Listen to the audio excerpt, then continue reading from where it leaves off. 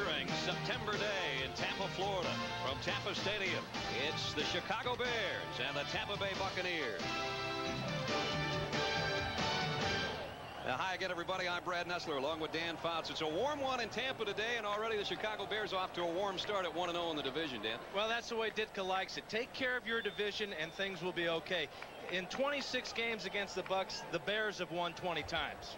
And Chicago's going to be short a couple of key players today. We're going to talk about that as we go. The Buccaneers had a good preseason, yet they showed up in New York last week, and their head coach, Richard Williamson, says wrong team showed up against the Jets. Yeah, and it was kind of puzzling for him. He's trying to build a positive attitude, and it doesn't help any that his defensive coordinator, Floyd Peters, called his outfit a bunch of chokers in the paper. He's trying to build this positive attitude in Tampa, and we'll see if he can do it. Well, the Heat could choke a few players before this one's over. As you see, it's 86 degrees at game time. That heat index, that's the feels-like temperature. That's what Dan Fouts calls it, 92, and it's going to get worse as we go along. The wind swirling just a bit. The Bears have won the toss and will receive, and that means that Steve Christie has got it teed up for the Tampa Bay Buccaneers, who are 0-1. This is their home opener. Chicago at 1-0, and Anthony Morgan, 5 yards deep in the end zone, elects to down it there.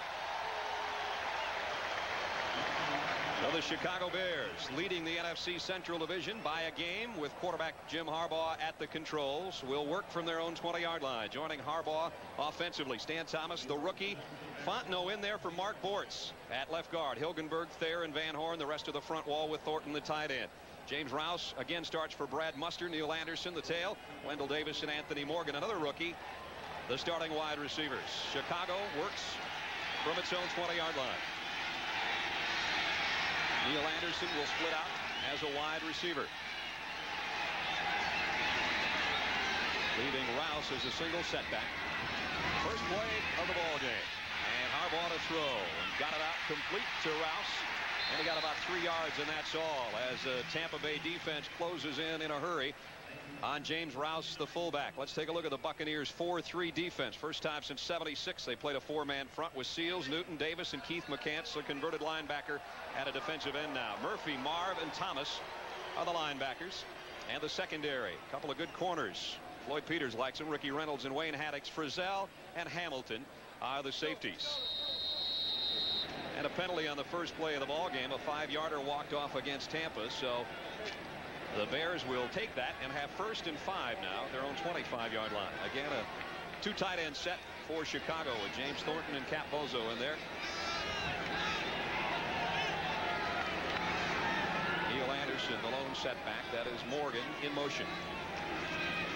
Neil Anderson, little delayed give off the left side, and there to meet him is Ray Seal. And Eugene Marv, the inside linebacker.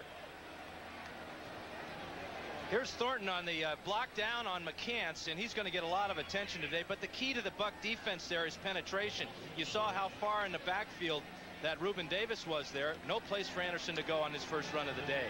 There's Keith McCants, former All-American linebacker at Alabama, and now a three-point stance defensive end, and he says he's enjoying that. Wasn't too crazy about the move at first. Feeling more and more at home now at that position. Second down, long 5. And a toss sweep to Neil Anderson.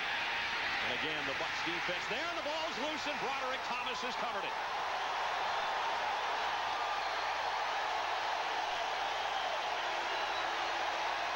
Exactly what the Buccaneer defense was hoping for. And against a team that doesn't turn the ball over at all, the Chicago Bears, their first fumble of the year. Neil Anderson has no place to go on the outside. Harry Hamilton turns him inside, and then Thomas not only gets the big hit on Anderson, causing the fumble, he gets his body on that loose ball, and the Bucs are in shape inside the 20.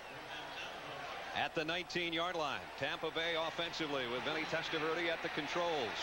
And obviously an opportunity the Bucs want to cash in on right here in the opening moments of the ball game. We'll set the offense after the opening play. Bucs at the Bears 19. And Testaverde wants to throw. Got away from Dent momentarily. Now he's going to keep it. And Vinny Testaverde to the 15, got 4 yards. Offensively for Tampa Bay. Let's look up front, in front of number 14. Gruber, McHale, Mayberry, Beckles, Taylor, and Ron Hall as the tight end. Robert Wilson, a rookie, joins Gary Anderson in the backfield. Carrier and Hill are Testaverde's wide receivers. Testaverde in his 5th year out of Miami. This is where the Bucs have really struggled all year and last year as well, as inside the 20-yard line trying to get points. It was a big problem for them last week against the Jets. Bruce Hill in motion. And the rookie Wilson goes nowhere. Put down by John Roper. Chicago defensively. Armstrong, Perry, McMichael, and Dent are up front. The linebacking core we just mentioned, Roper, who made the tackle, with Singletary and Rivera. The secondary looks like this. Wolford and Stinson on the corners. Carrier, an all-pro as a rookie last year, joins Marcus Paul at the safety spots. Loss of 1, and it's 3rd down and 6. And the Buccaneers are only 2 for 9 last week on 3rd down. 3 wide receivers set for Testaverde. Trying to take advantage of an early fumble recovery. And the Bears show blitz. Here they come with it. Testaverde got around the first wave and goes down to the 13-yard line. Trace Armstrong with a tackle. So the Bucs don't get much there, Dan. They end up with about 6 yards on 3 plays. Well, good job of blitzing. Watch from the right side. We're going to get a safety man coming right through. There's John Mangum. He forces Testaverde up into the pocket, and there's Trace Armstrong with good pursuit. And the Bears hold the Bucs without a touchdown here after, again, the Tampa Bay Buccaneers have trouble inside the 20-yard line. And also converting on 3rd down. Steve Christie to try a 31-yard field goal. Trying to cash in on the defensive play by Broderick Thomas. The Bucs do, with only 3 points, though. Tampa Bay with 11 minutes to go. First quarter in front of Chicago. Tampa Bay with an early turnover, and they turn it into a 31-yard field goal by Steve Christie. 3-0 Buccaneers, just 4 minutes into the game. Dan, this doesn't really change Chicago much, though, does it? No, it's just a 3-pointer for the Bucs. And even if Tampa had scored a touchdown there, Ditka's not going to get out of his game plan just 4 minutes into this game. So Christie will tee it up. Johnny Bailey and Anthony Morgan deep for Chicago. And again, Christie got a lot of leg into it, but Bailey will bring it out from 2 yards deep. And got it out near the 25-yard line. Nice return by Johnny Bailey of 27 yards. And Maurice Oliver, the man that made the tackle, still down for Tampa Bay.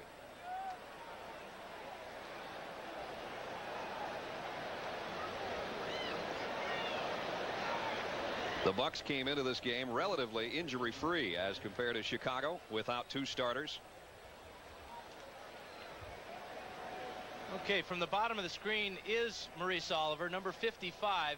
He's coming over to make this hit on Bailey, and that's right on the shoulder. You've got to wonder if he didn't get a little bit of a stinger there, perhaps a slide separation.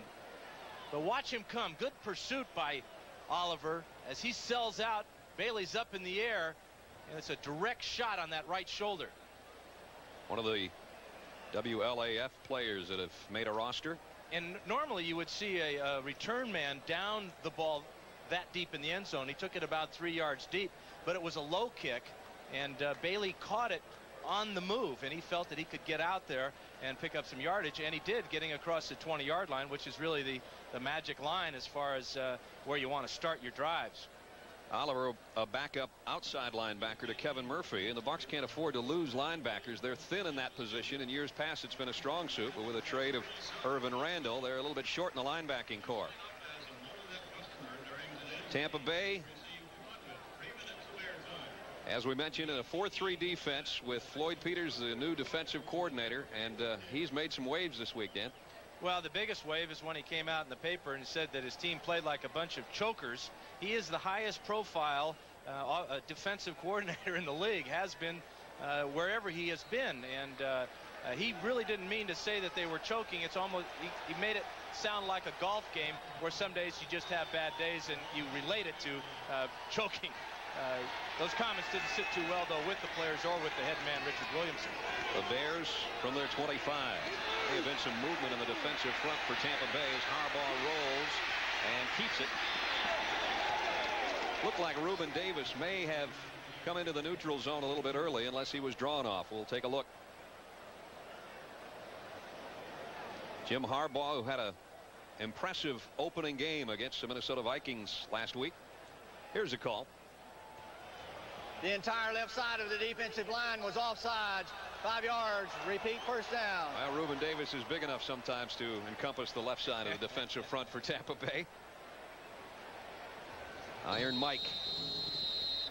His team off to a 1-0 start. He is 14-3 against Tampa Bay. That's the most wins he has against any team in the NFL. Yeah, he's got the nice shirt on too, huh? I tell you what. All these head coaches trying to outdo each other. We saw Ray Handley last week in a real wild one as well. He was supposed to be Mr. Conservative. 1st and 5 now, again on the penalty for Chicago. And the Bucs again jump. And Harbaugh's got a free play to work with. Incomplete. Intended for Thornton, the tight end. But it looked like McCants was the guy that came in to the neutral zone this time. Well, the big part about this defense that Peters likes to teach is getting off on the ball. Right, 5 yards. 1st and 10.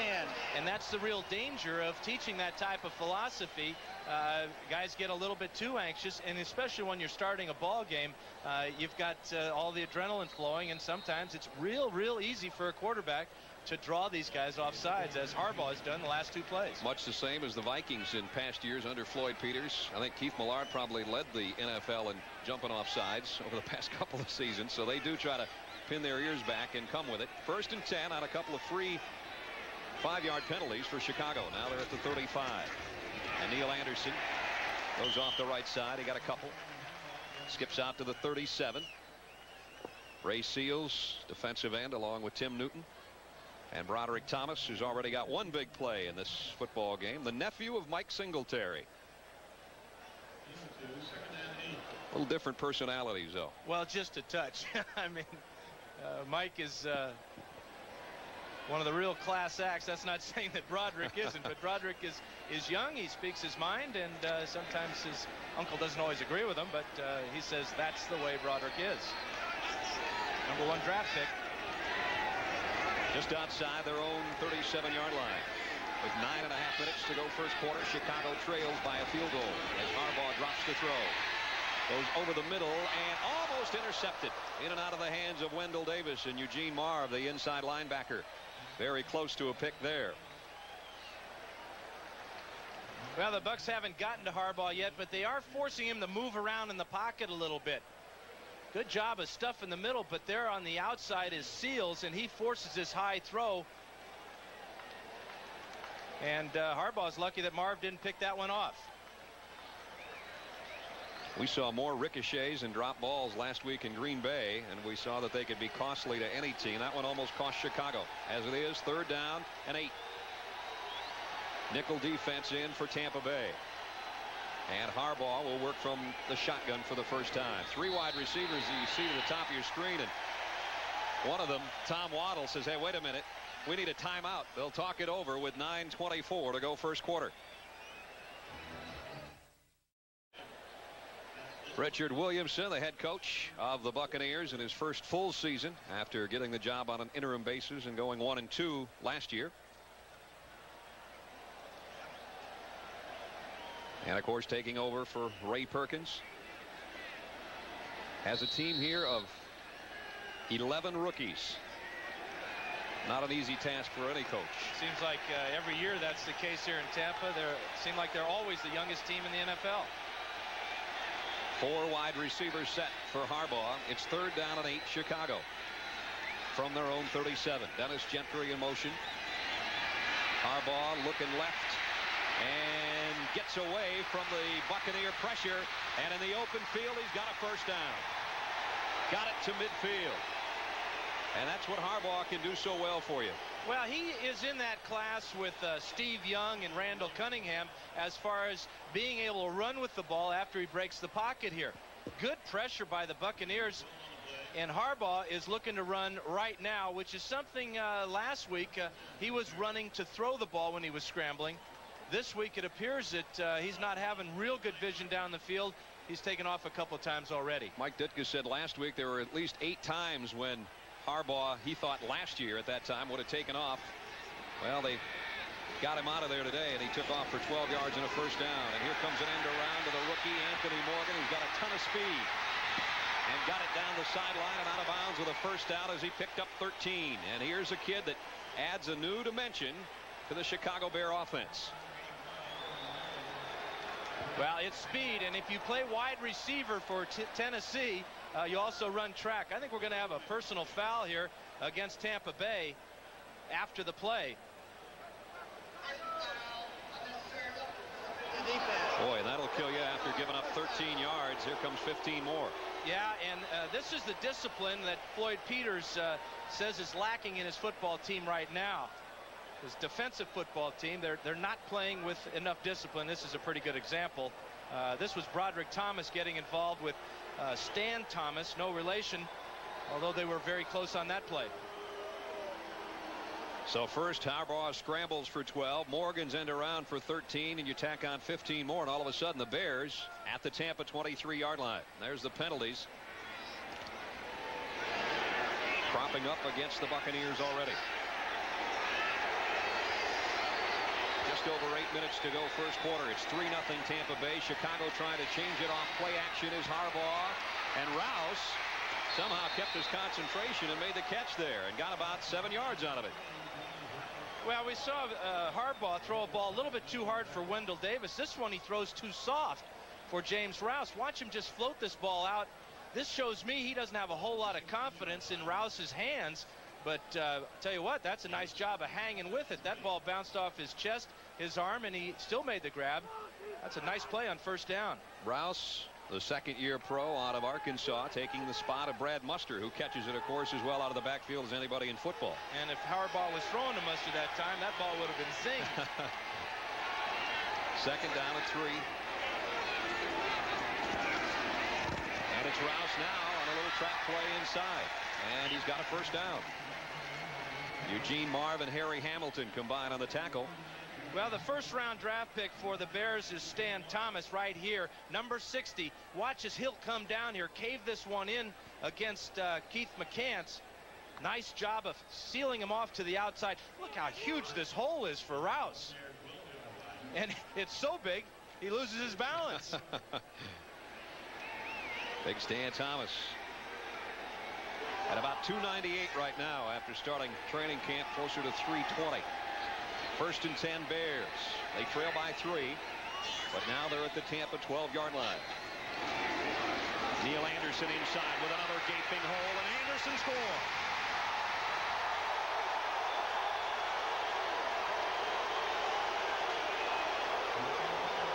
The Bears' ground game made it look easy on the past couple of plays. Neil Anderson from 12 yards out. Well, the Bears are one of the best trapping teams in the league. Watch Tom Thayer, 57, lead Anderson here. Again, it's a huge hole. No middle linebacker in there. And Anderson, once he gets that close, there's no stopping him. Kevin Butler, who's been nursing a bad ankle and shin, set for the extra point.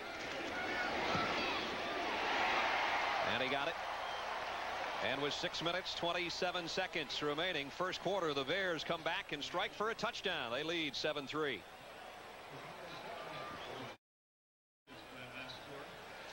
The Bears 7-3 as Neil Anderson for the 8th consecutive game has at least one touchdown against the Tampa Bay Buccaneers. He capped a 75-yard drive with his 12-yard romp. 433, 7 plays, and some penalties in there against Tampa Bay that helped the cause. That 15-yarder against Broderick Thomas got the Bears down inside the 20-yard line. 15 yards is an awful lot of ground to give up. Kevin Butler will kick. Gary Anderson and Willie Drury are the deep men for Tampa Bay. Reggie Cobb was back there as a return man last week, but dropped one with a minute and 25 to play against the Jets, and that cost him his spot as a kickoff return man. Butler's kick high and short. Anderson takes it on the fly at the 14. Anderson with a seam out to the 36-yard line. So the Buccaneers will have good field position. Oh, take a look at the touchdown. The key to this play is a couple of blocks here. This is Stan Thomas working against Keith McCants. Watch how he'll just crush McCants down inside, and then it's another huge hole as Boso comes down, does a nice job on Broderick Thomas, and then it's Mr. Touchdown for the Bears. Neil Anderson, that's 37 times he's rushed for a touchdown in his career. Closing in on Gale Sayers' club mark. Tampa Bay trailing 7-3 and working from the 36-yard line. Ron Hall, the tight end, will set up on the right side. From an eye backfield, it's Gary Anderson following his rookie fullback Wilson, and he's outside and he's loose. Gary Anderson, and he might have a shot to take it all the way. Mark Carrier won't catch him.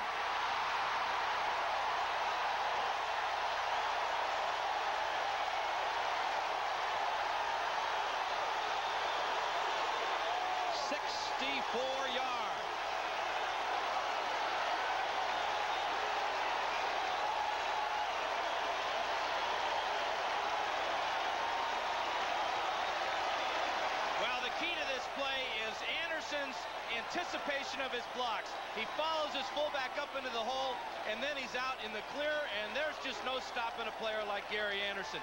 He has the speed to run away from safeties. He's got the moves to make linebackers miss, and the Bucs get a touchdown. An electrifying run, and Christie's extra point has got the crowd into it at Tampa Stadium.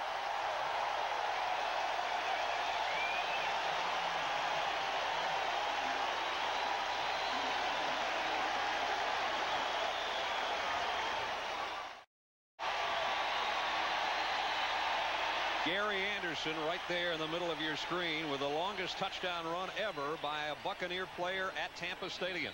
Just scampered 64 yards to put Tampa back in front 10-7 over the Bears. Christie blasts this kickoff, and the crowd will be right back into it.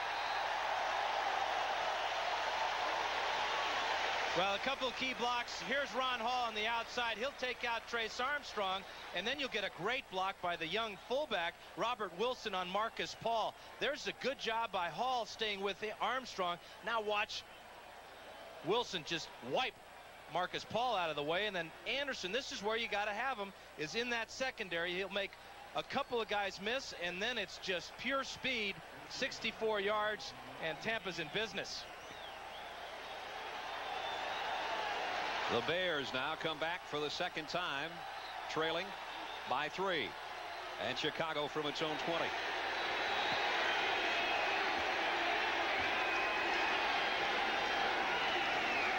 Neil Anderson off a play fake. Harbaugh has time and got it complete out to the 38-yard line to Wendell Davis.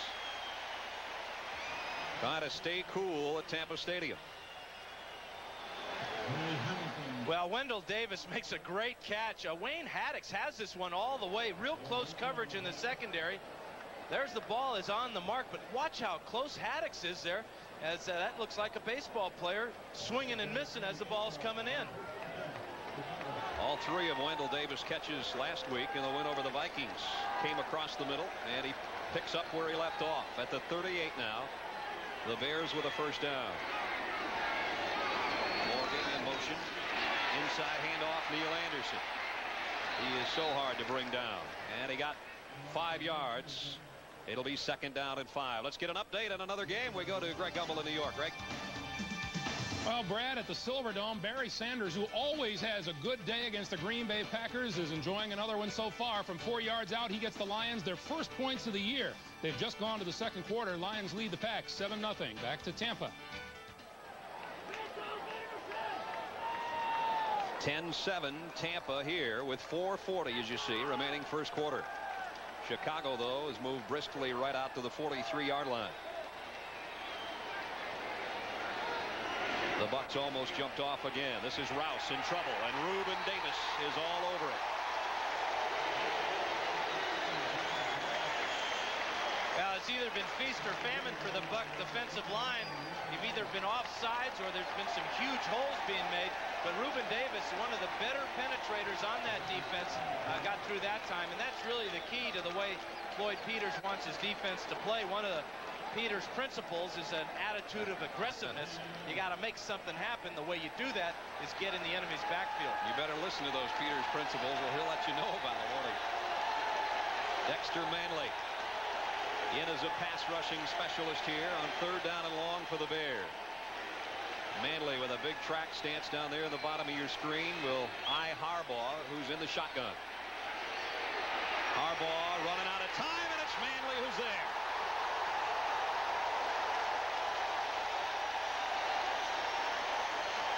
And penalty marker down. Yeah, it's a holding call against Stan Thomas, working against Keith McCants, who forced Harbaugh over to where Manley was.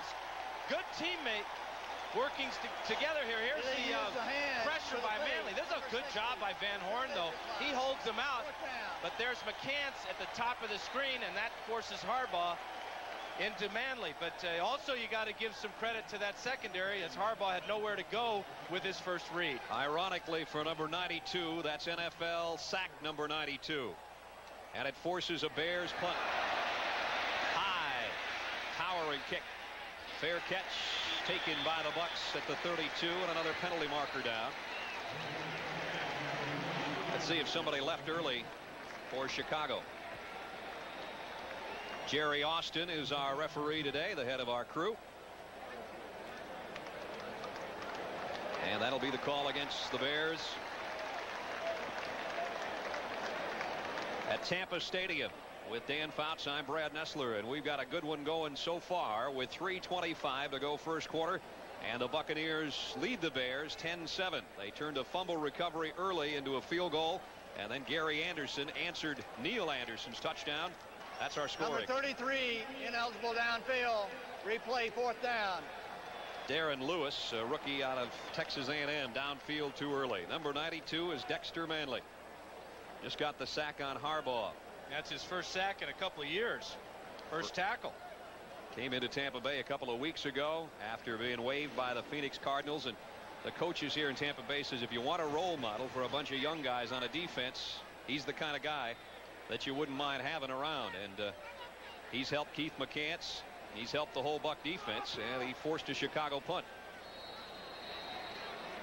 Maury Buford will do it again. Willie Drury back deep for Tampa Bay.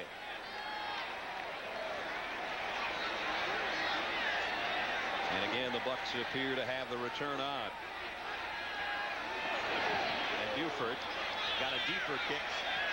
Drury backpedals and lost it, and picked it up with a nice bounce, and got about 8 yards on the return. 45-yard kick, a 9-yard run back. Now that could have been big trouble for Tampa Bay. Well, watch the ball hit the ground, and then it's going to hit Glenn Rogers in the right hand, and Rogers just bounces it right back to Drury. You talk about a lucky bounce. Good kick by Maury Buford, got the Bears out of a hole. And again, Tampa Bay with pretty good field position. Works from the 38-yard line.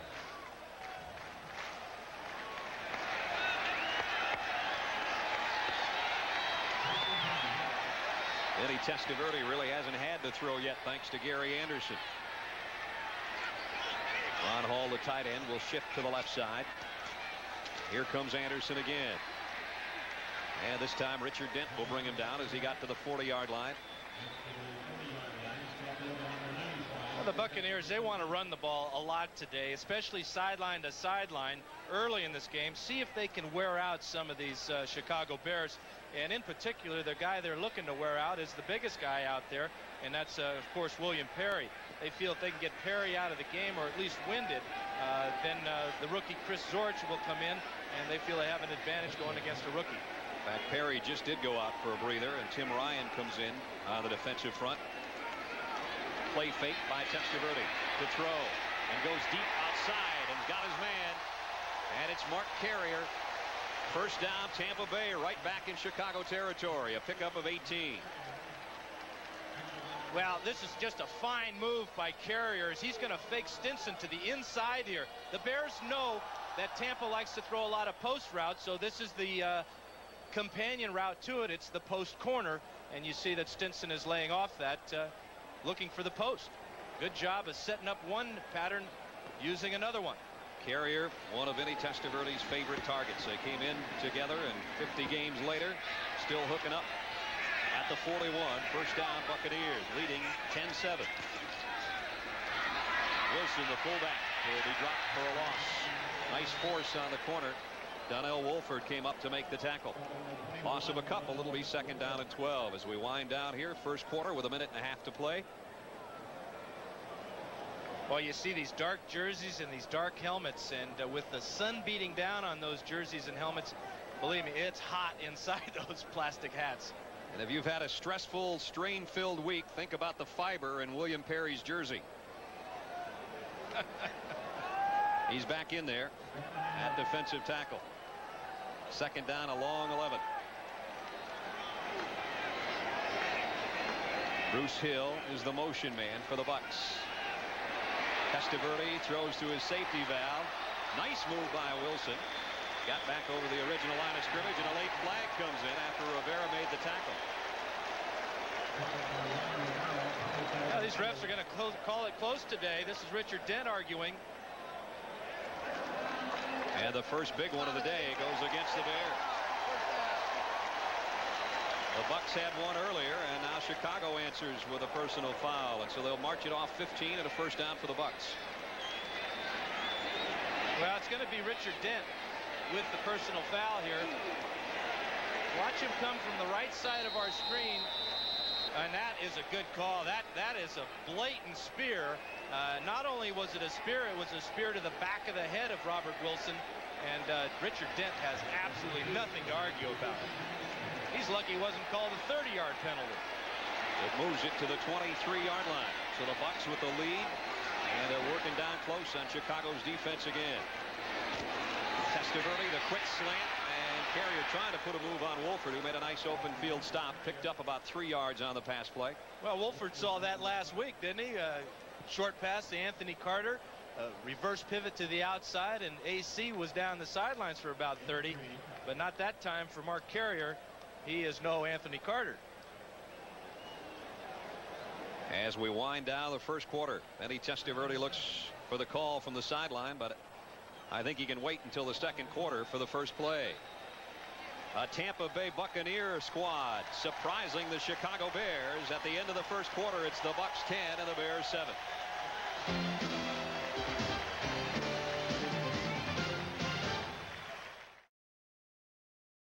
Brad Nessler and Dan Fouts at Tampa Stadium, where the Buccaneers lead the Chicago Bears 10-7 as we're set to start the second quarter. Early in the first quarter, Broderick Thomas with a fumble recovery turned into a Steve Christie field goal, and then Gary Anderson with a 64-yard touchdown run. That was after a run of 12 yards by Neil Anderson of the Bears. That's our scoring, as Tampa Bay will work on the first play of the second quarter at the Chicago 20. Chicago's had the ball almost twice as long as the Bucs, but it hasn't mattered when you've got 64-yard touchdown runs. Anderson and Wilson in a dual backfield. Testaverde changes things at the line. On a 2nd and 7.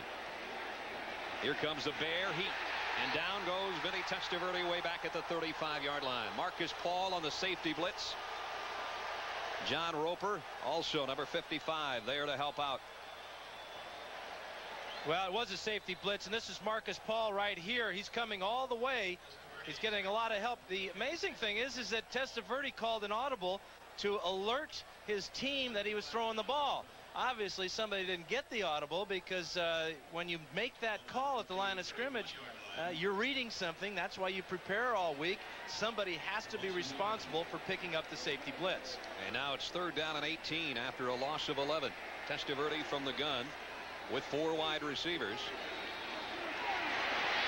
Steps up and goes deep, and his man broke pattern, and it's almost intercepted. Mark Carrier was the guy he was throwing to. Donnell Wolford, number 21, was the closest man. And so the Bucs are going to have to settle for a field goal attempt, and this is no chip shot either, thanks to the sack. It's going to be a kick in the high 40s here. They'll spot it down somewhere around the 38.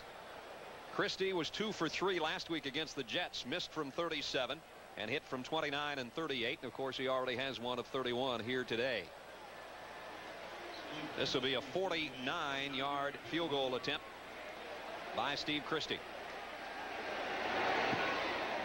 And he pushed it to the right side. So the Buccaneers miss an opportunity there. It stays 10-7 Tampa Bay. Don't forget, though, coming up next, we have the U.S. Open, the world's toughest tennis. And the men's champion will be crowned. Jim Courier and Stefan Edberg will square off in the men's final live from Flushing, New York. That is later today on CBS Sports. Hang around for that. It'll be a beauty. We've got a good one going at Tampa Stadium as Jim Harbaugh brings the Bears back out at their own 31-yard line.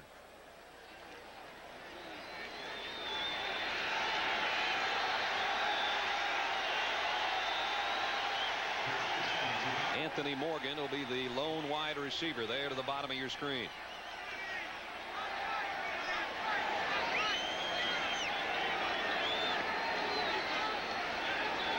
Tampa Bay thinking about a blitz as Harbaugh drops to throw. They'll swing it out to Rouse again. And Frizzell and Broderick Thomas make the stop after a pickup of 5.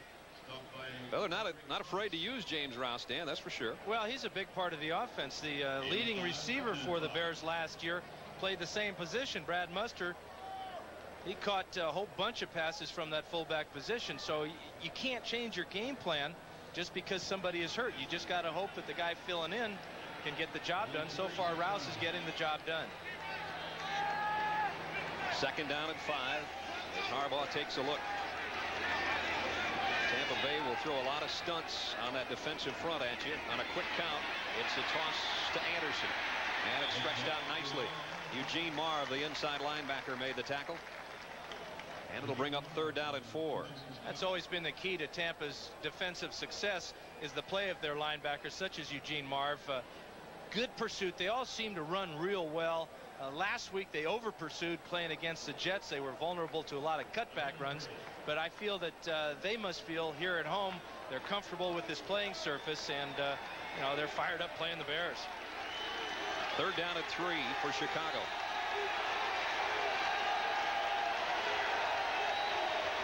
Tampa Bay's defense held the last time the Bears had a third down conversion. They've got to get outside the 41 and motion.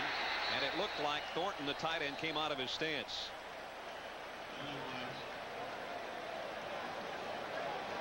And if so, it's going to be third down and 8.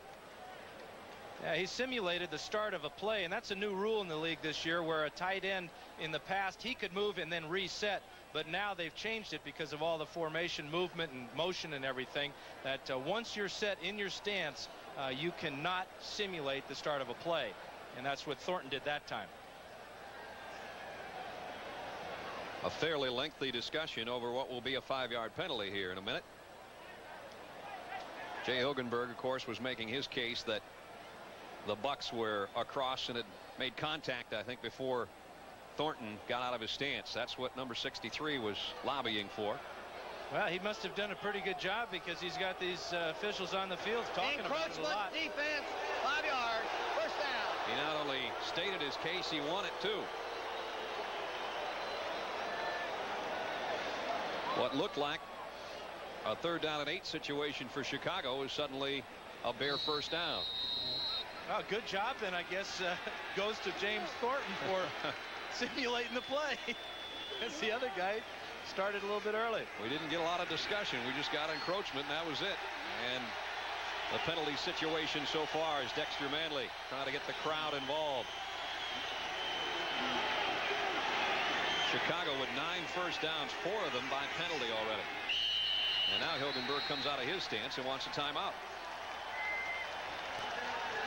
Play clock down to 2 seconds, so the Bears will talk it over as they trail by 3.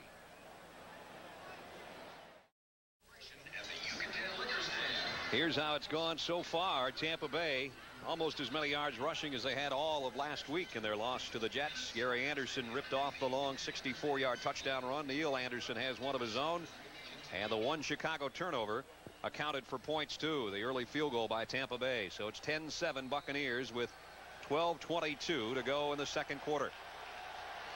Well, Perry's going to test that water bottle all day long. I would say so. We're giving ours a pretty good workout up here already. From the 43, Bears with a first down after the penalty. Harbaugh Throws outside. Got it to Capbozo, his tight end, who's bumped out at the 48-yard line. One thing the Bears like to do with their passing game is throw a lot of these short ones, and it does a couple of things. It controls the ball, takes time off the clock, but it also builds the confidence of the quarterback. But sooner or later, as Ditka told us yesterday, you've got to put one up deep. You've got to stretch that defense and get them off you, as they did last week when they hit Waddle for the big touchdown. The only time they threw long last week was good for the touchdown. Second down. And a long 5 for the Bears. Harbaugh again set and delivers outside, and it's broken up. Wendell Davis, the intended receiver, and the Bears may be lucky Wayne Haddix didn't take that one the other direction. Well, Davis did a good job at the end of this play coming back to the ball.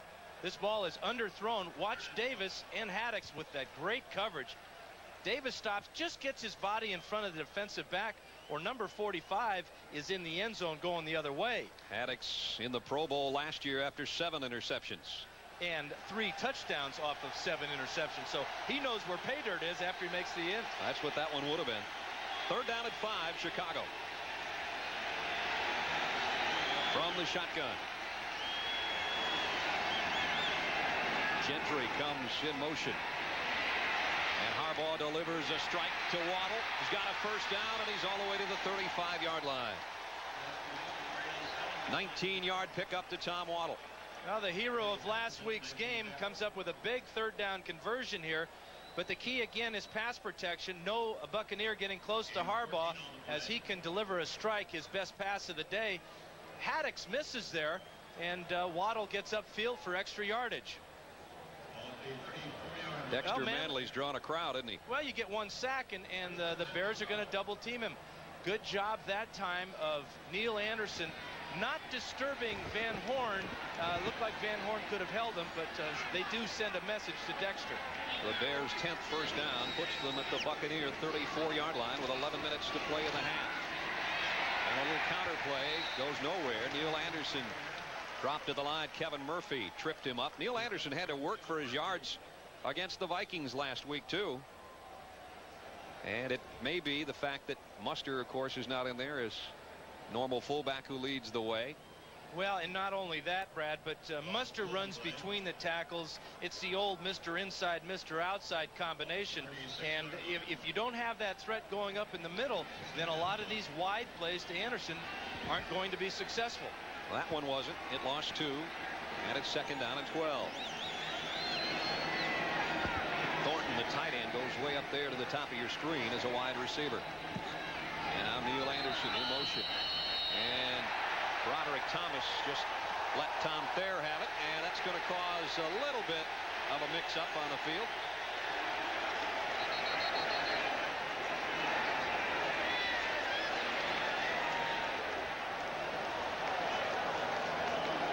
Was it Thayer or Fontenot that ended up on his backside? It was Fontenot, and he was launched. That's offsides against the Bears. Hilgenberg doesn't have a 5-yard penalty. False start. That penalty's declined. We have an unnecessary roughness, number 51 of the defense. 15 yards. First down. Watch the bottom of the screen as Broderick Thomas, number 51, comes in and just drills Fontenot. And that really hurts his ball club because he was in the right to come across to make contact. But when he comes with the big fist and pushes him back that far, then he gets the penalty and not the Bears. So in effect, it's a 20-yard penalty against Tampa Bay. And that's 2 against Thomas. He's costing the Bucs some yards. He's made some big plays too, but that one gives Chicago a first down to the 21. 50 yards on the 6 penalties assessed against Tampa Bay.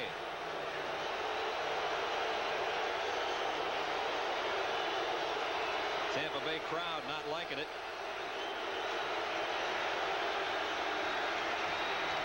Neil Anderson, big opening all the way to the 8-yard line. First and goal, Chicago. As we mentioned, it's either been feast or famine for the Bear running game. This time, off the right side, Anderson is going to follow the big man, Keith Van Horn, here. and Tom Thayer on that right side. And Dexter Manley gets moved way out of the picture. In fact, he gets in the linebacker's way there, and there's a huge hole for Anderson as he takes it inside the 10. And the Bears, trailing by 3, have it 1st and goal. They load up with the extra tight end. Morgan, the lone wide receiver, in motion. The give inside. Anderson twists his way back to the line of scrimmage, and that's about all. You see the Bucs defense adjust. That's the same play the Bears ran earlier for that 12-yard touchdown run. Kevin Murphy made the stop. He's one of 2 players left from the original Ray Perkins team. Other than that, a lot of new faces over the past 5 years for this Bucs squad. 2nd down and goal. Anderson got about a yard.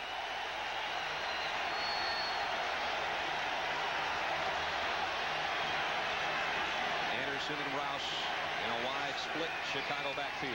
Thornton in motion. Harbaugh to the end zone. Broderick Thomas got a hand on it. Intended for Rouse, and now it's 3rd and goal. Well, this man right here, number 96, he gets his hand. This is Tim Newton, the nose man right in here. Let's just follow him on his way to the quarterback. Here he's working against Fontenot, and that little tug of the sleeve of the left arm causes this ball to go off course. It was not intended for Rouse in the back of the end zone. Defensive coordinator Floyd Peters of the Bucs and head coach Mike Ditka of the Bears. And it's 3rd and goal.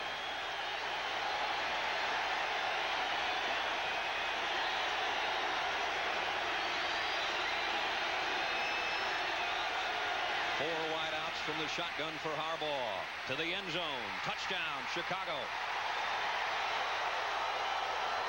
2nd time today for Neil Anderson.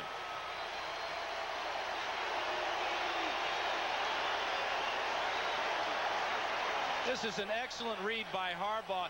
This is his 3rd choice, Neil Anderson over the middle. You notice the Buccaneers are only rushing 4 men, dropping 7.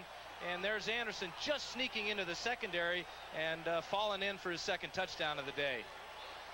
Kevin Butler will try to make it 14-10 Chicago. Harbaugh's the new holder this week too. That's something we'll develop as we go. They've had a little trouble with the snaps from center and the holds, but all of it works there for Butler's extra point. 8 minutes and 8 seconds to go in the half, and Chicago works its way back out in front.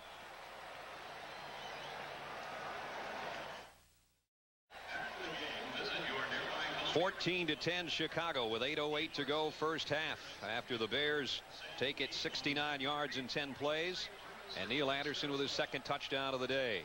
Gary Anderson, who's got a score, picks up the kick return and gets it out to the 30 for the Tampa Bay Bucs. 24-yard return for Anderson, who's had quite a day so far. Don't forget, coming up later today on CBS Sports, crowning of the men's U.S. Open champions. Stefan Edberg and Jim Courier will square off.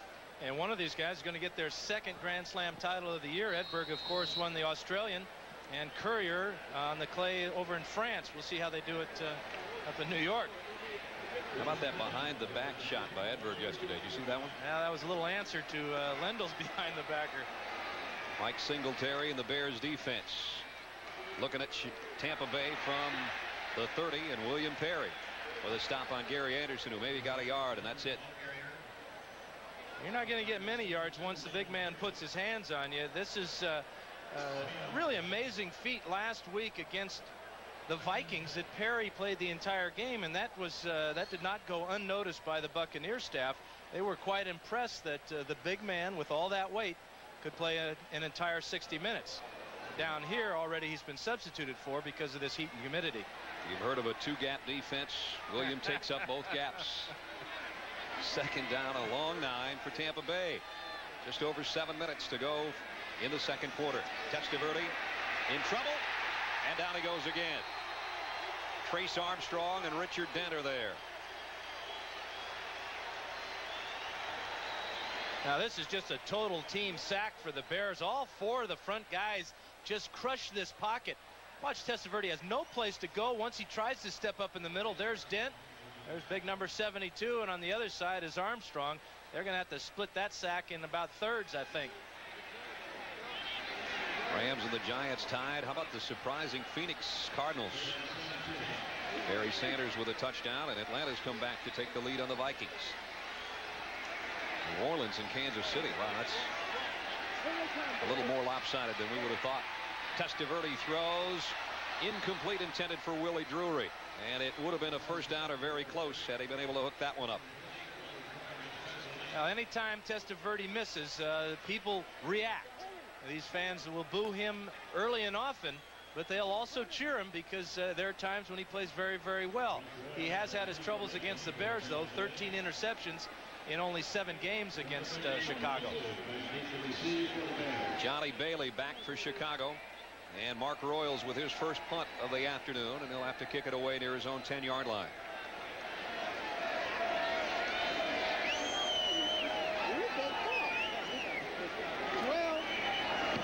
And Royals off the side of his foot. Hits it to Bailey, and he dropped the ball. Mad scramble. It might be Tampa Bay again.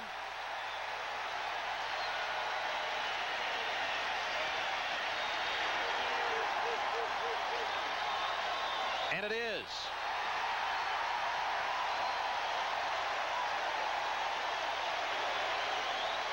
It's just a flat drop by Johnny Bailey as the wrestling continues, but they're going to give it to Harry Hamilton, number 39 in the white shirt. And he's going to take it all the way to the bench. Watch him take his eyes off it at the last second. The ball bounces free, and then he kind of knocks it up in the air away from himself. And now the mad scramble is on. The Bears were turnover free in their opening win over the Vikings, and they put it on the ground twice today. Yeah, this is again just concentration there. The ball is loose there. There's Hamilton, number 39, falling straight down on top of it. Well, Tampa Bay's got it back at the Chicago 41 as Testaverde goes short to Wilson. And Wilson's got it down near the 34-yard line. Got about 6, maybe 7 before John Roper could make the stop. What? Tampa Stadium, where the Buccaneers have led twice, but Chicago now has regained the lead at 14-10 with 6:06 to go till halftime. With Dan Fouts, I'm Brad Nessler on a steamy day here in Tampa, Florida. Game time temperature was closing in on 90. Second down at 4.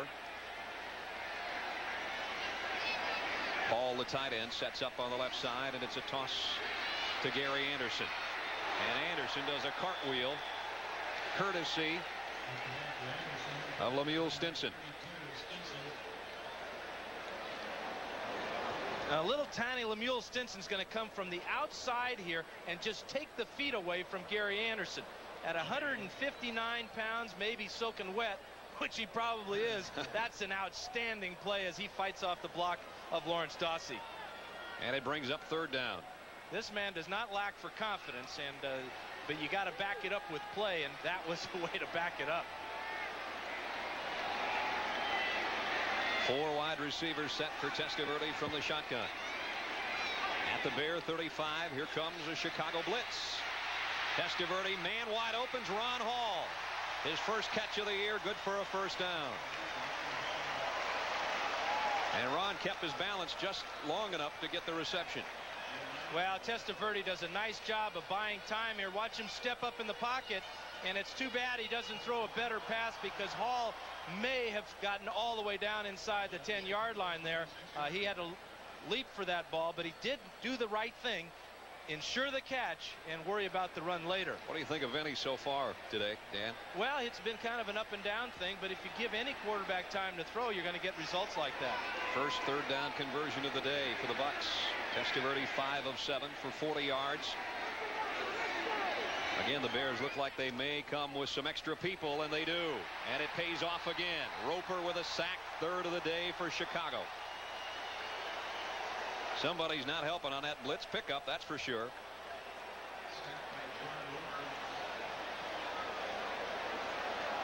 Well, number 55 at the bottom of the screen is Roper. He's going to take Rob Taylor. And the problem there is Taylor got rubbed off by his own man, Gary Anderson, because Anderson saw number 36, Marcus Paul, coming on another safety blitz.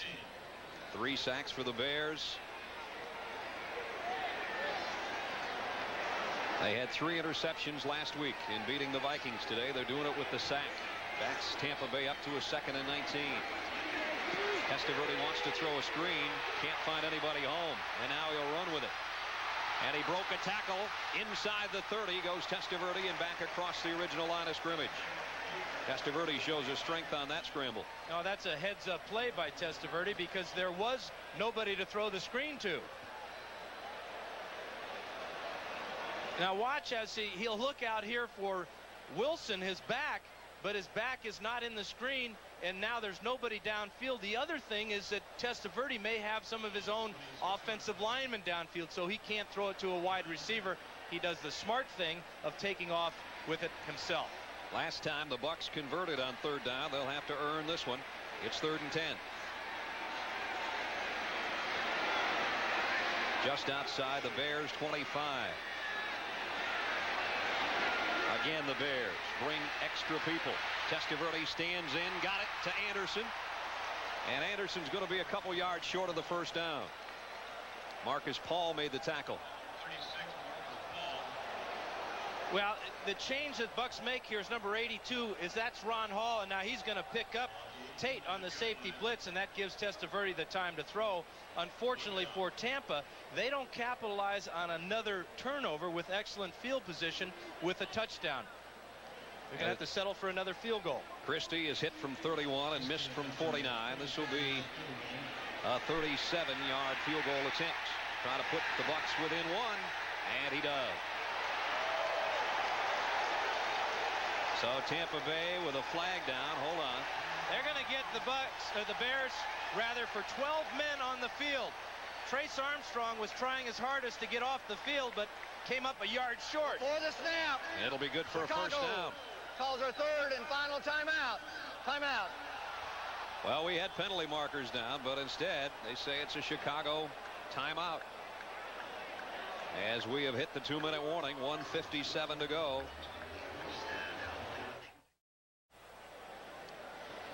Let's try to straighten out what went on before we took the break. They have added 5 seconds back on the clock. A penalty marker had been down on the field goal attempt by Tampa Bay, but the Bears got their final timeout just before they threw that flag. They had 12 men on the field, took their final timeout. So it negates the kick. We're not yet at the 2-minute warning, and Steve Christie will try it again from 36 yards away. And he got it. And Tampa Bay closes to within 1. Now we're at the 2-minute warning. 14-13 Bears. A 1-point game. Chicago in front on a couple of Neil Anderson touchdowns, leading the Bucs with 2 minutes to go on a warm day in Tampa, Florida. Buccaneers took advantage of Johnny Bailey's fumbled punt return and went 41 yards in 7 plays and had to settle for another field goal. That's going to catch up with them eventually, Dan, getting field goals out of these turnovers instead of touchdowns. You talk about the 12th man being the fans. Well, we have a new definition of that today. Here's the kick deep to Anthony Morgan. The rookie out of Tennessee hesitates and says, I'll take a shot at it.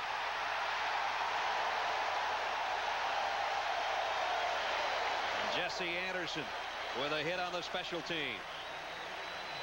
Well, Morgan is a rookie, and this is a rookie mistake. He thinks that he has to bring this one out as he looks down and sees he's in the end zone, but he could have downed it right there because the impetus of the ball forced him back in the end zone. The Bears would have got it on the 20. Instead, that's a 17-yard mistake. The Bears will take over on about the 3. Boy, I tell you, though, for Morgan, it was a tough call. By the time he looked down at those feet, one in and one out, he probably had no clue where he was. This isn't very fair for the rest of the guys. Rob Taylor is what you call hogging the fan, man. The rest of the offensive line say, hey, man, you're taking up all of our air. There's no breeze getting by number 72. Bears work inside their own 5. Tampa Bay has a full complement of timeouts if they can stop Chicago, and they do on that one. And they're going to use those timeouts. Heads up play. 1:50 to go till halftime.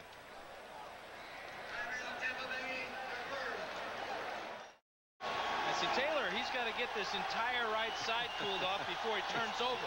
He's going to have to start paying a rent fee. Let's look from behind Harbaugh and the Bears.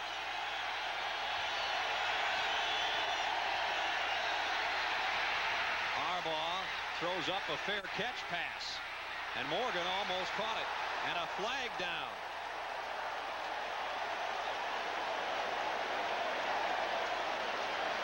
They're going to get Ricky Reynolds for pass interference here.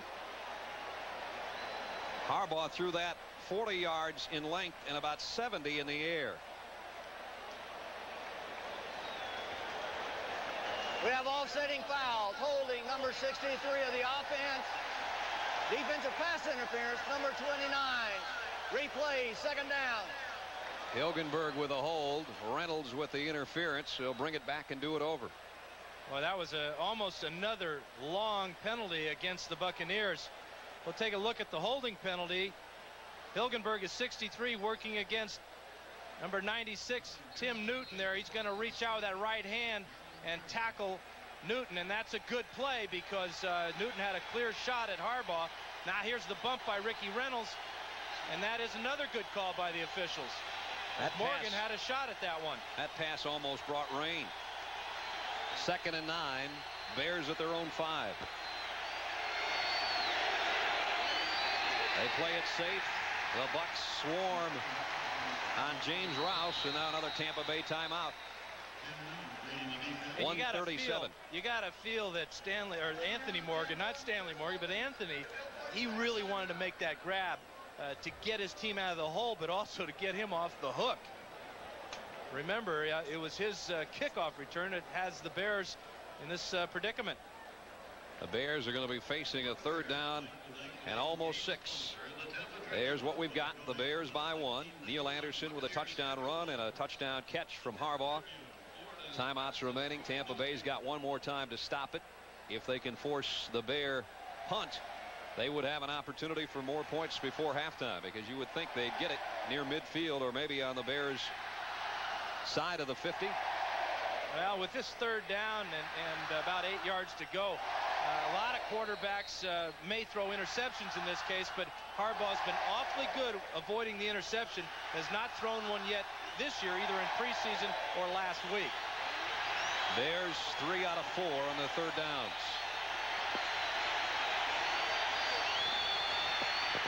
Harbaugh has time to fire it outside, and Waddle's got the catch for the 1st down.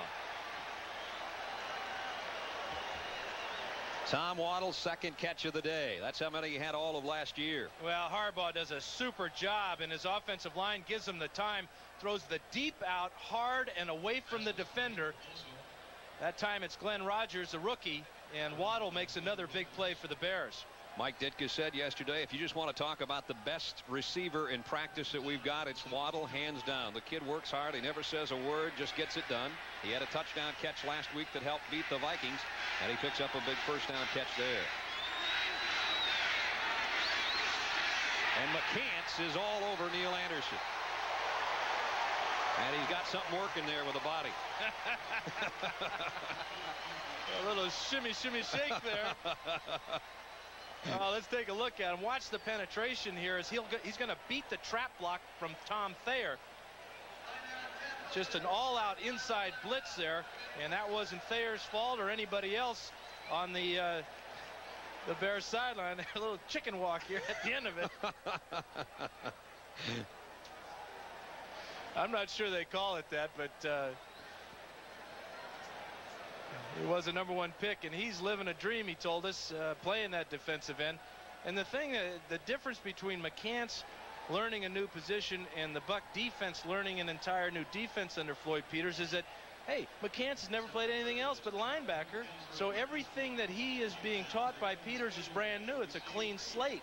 Whereas the other guys have to break all their old habits and learn an entire new defense. In fact, Peter said it's like learning a different language. They've had 3 different coordinators in the last year. He says that's like learning Spanish, French, and I got to believe that this defense might be like learning Chinese, though. I think so. This is a tough one.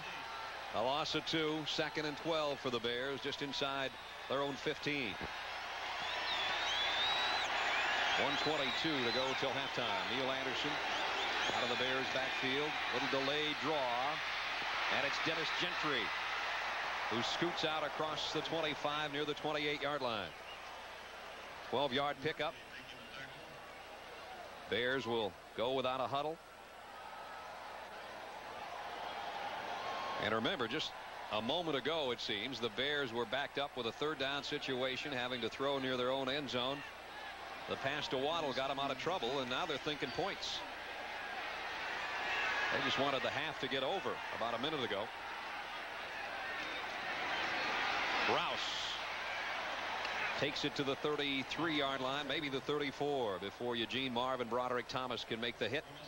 Well, this is not the real strong suit for the Chicago Bears. Most teams, when they're trying to get down and get some points, will be throwing the ball. The Bears have run it twice effectively, but yet that clock continues to run. They have no timeouts. They've had to waste a couple in this first half, beating the play clock. Players right now are praying for clouds. The pass out, complete to Wendell Davis. He's brought down just short of the first down. And the first half coming to a close on a warm day in Tampa, and the game is tight. That's going to do it for the first half. The Bears won't get another playoff. Tampa Bay turned a couple of turnovers into field goals. That and Gary Anderson's long run, and they're right in the thick of this thing, Dan. The Bears lead it. End of the first half. Score Chicago 14, Tampa Bay 13.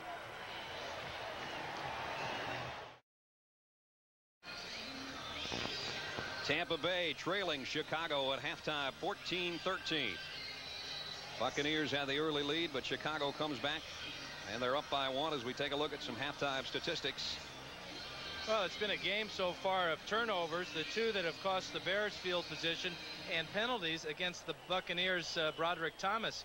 So far, the Buccaneers have only converted those 2 turnovers into 6 points. They could be ahead 21-14 here instead of trailing by 1. I think it's pretty simple. They're going to have to get their offense in gear. You take away Gary Anderson's 64-yard touchdown, they don't have much to show for it today so far. Yeah, but you don't have to take it away, and that's the good thing about the game. They always say, well, you take that one away and it's a different story. Well, it's not a different story. This is a legitimate 64-yarder by Gary Anderson. Great blocking. He follows his fullback Wilson up into the hole. He gets a great kick-out block, and then it's just his natural ability taking over in the secondary. It looked like a couple of Bears had a shot at him, but he just never stops going 100%. He sees the corner of the end zone, and he knows he can beat Carrier in for the 6. Mark Carrier's legs got a little heavy at about the 10-yard line, and Anderson gets in for Tampa's only touchdown. Christie's got 2 field goals. It's a 1-point Chicago lead as we're set to start the second half from Tampa Stadium.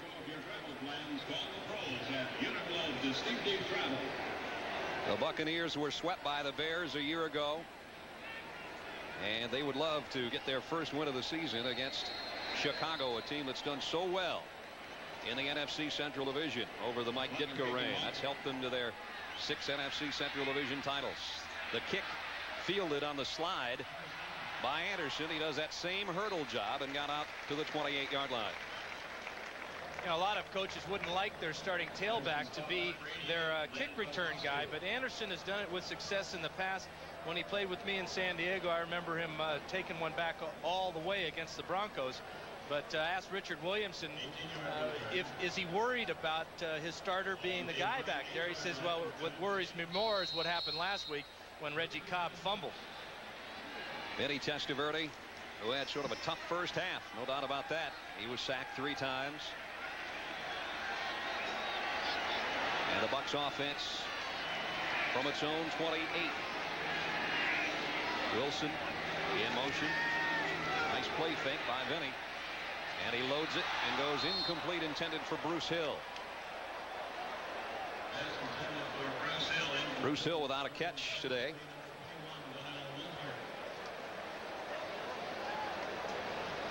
There's Testaverde's numbers. Very small yardage there. Have only 48 yards. That's not the type of offense that Richard Williamson wants for this ball club. He knows that the strength of his offense is number 14, throwing deep to his wide receivers. Carrier and Hill, the wideouts, on 2nd and 10. A little quick draw to Anderson, trying to get to the corner. And he won't get there. Thanks to Lemuel Stinson, a guy that you said doesn't mind sticking the hat in there. Well, you know that tackle he made on Anderson earlier in the game, it reminded me of that terrible blow that Gale Sayers took from Kermit Alexander of the 49ers that in effect ended Gale Sayers' tremendous career. The difference was that Gary Anderson had his feet off the ground, whereas Sayers was firmly planted. Stinson, you got to love him. He's come back from back-to-back knee surgeries in the past 2 years to play as well as he's done today. A loss of 1. It's 3rd and 11 for the Bucs. Testaverde with 4 wide receivers will work from the shotgun. Hesitates, and it's going to cost him. McMichael and Dent. 4th sack of the day for Chicago. Well, credit has to go to the secondary because Testaverde had nowhere to go on his first choice, and then by that time the pressure of Richard Dent and company got to him. Sometimes it's a curse to have running ability, so I'm told.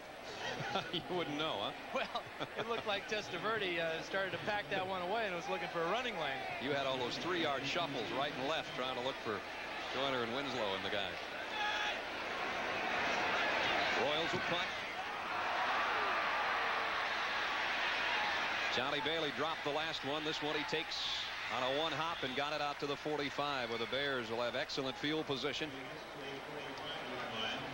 to start their first offensive set here in the 3rd quarter. 13-18 to go 3rd quarter, and Chicago in front. Harbaugh with a touchdown pass to Neil Anderson today, and that's part of his 79 yards. Another very efficient day for number 4. Well, the key, you don't see any interceptions up there, and the way he took care of the ball on that drive at the end of the first half was quite impressive. Did not force the ball anywhere, took what the defense gave him, and didn't turn it over. As you see, Chicago near midfield to start this series. Anthony Morgan in motion. Bucs almost jumped off sides as Harbaugh zips it out to the near side, and James Rouse has another catch. And he took Ron Hall and the bench and a few other things with him into the wall.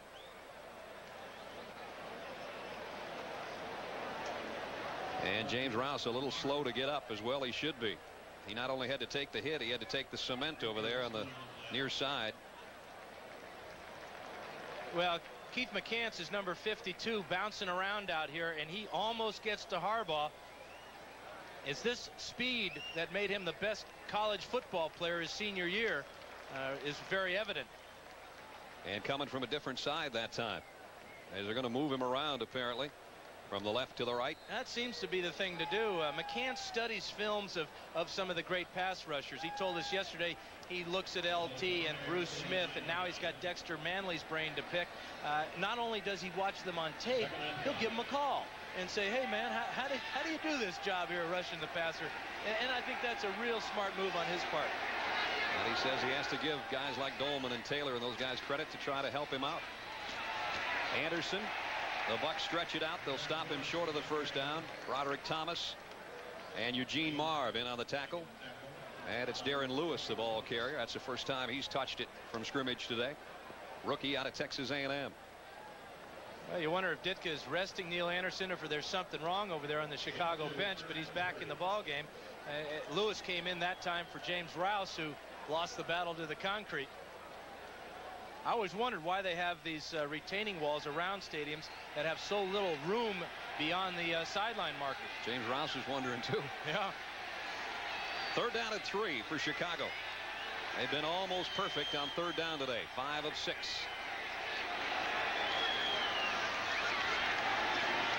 Inside give to Rouse, and he's got another first down. Chicago's 3rd down conversion rate has really helped them to this lead that they've held on to. Ray Seals made the tackle on Rouse. Well, this is Bear football. It's controlling the ball on the ground, short possession type of forward passes, and taking time off the clock. And remember, they got this possession at their own 46 after Tampa Bay couldn't do anything offensively.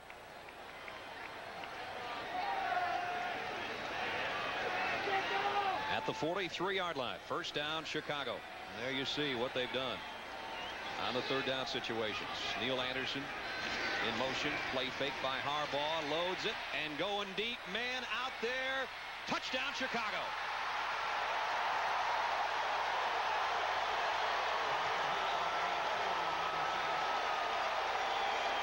Mike Ditka says we only threw long once last week. It was good for 37. This one good for 43 to Wendell Davis. And he beat Wayne Haddix, who went to the Pro Bowl last year, at the very last instant of this play. Harbaugh lets it rip about 50 in the air. And now watch the job as Davis beats Haddix to the punch, outleaps him at the last second for the touchdown. And Harbaugh says rolling 7. Touchdown Chicago. Ouch. How about a high five, Tom? Might be easier on the head. Butler, a knuckleball for the extra point. Jim Harbaugh has done the job over the first 2 weeks of the season. Chicago now up 21-13.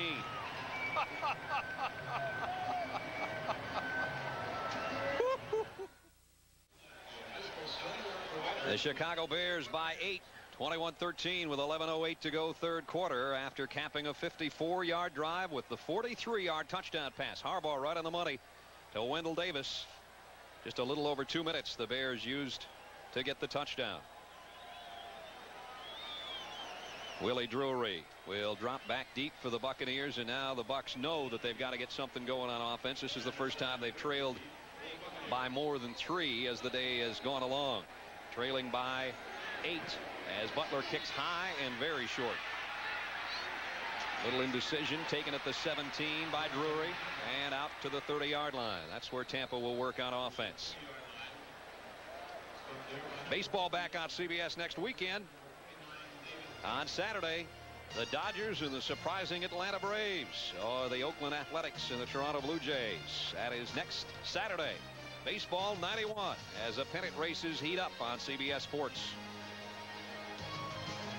With Dan Fouts, I'm Brad Nessler. Nice to have you with us at Tampa Stadium. Speaking of baseball, Dodgers leading the Pirates in the 4th.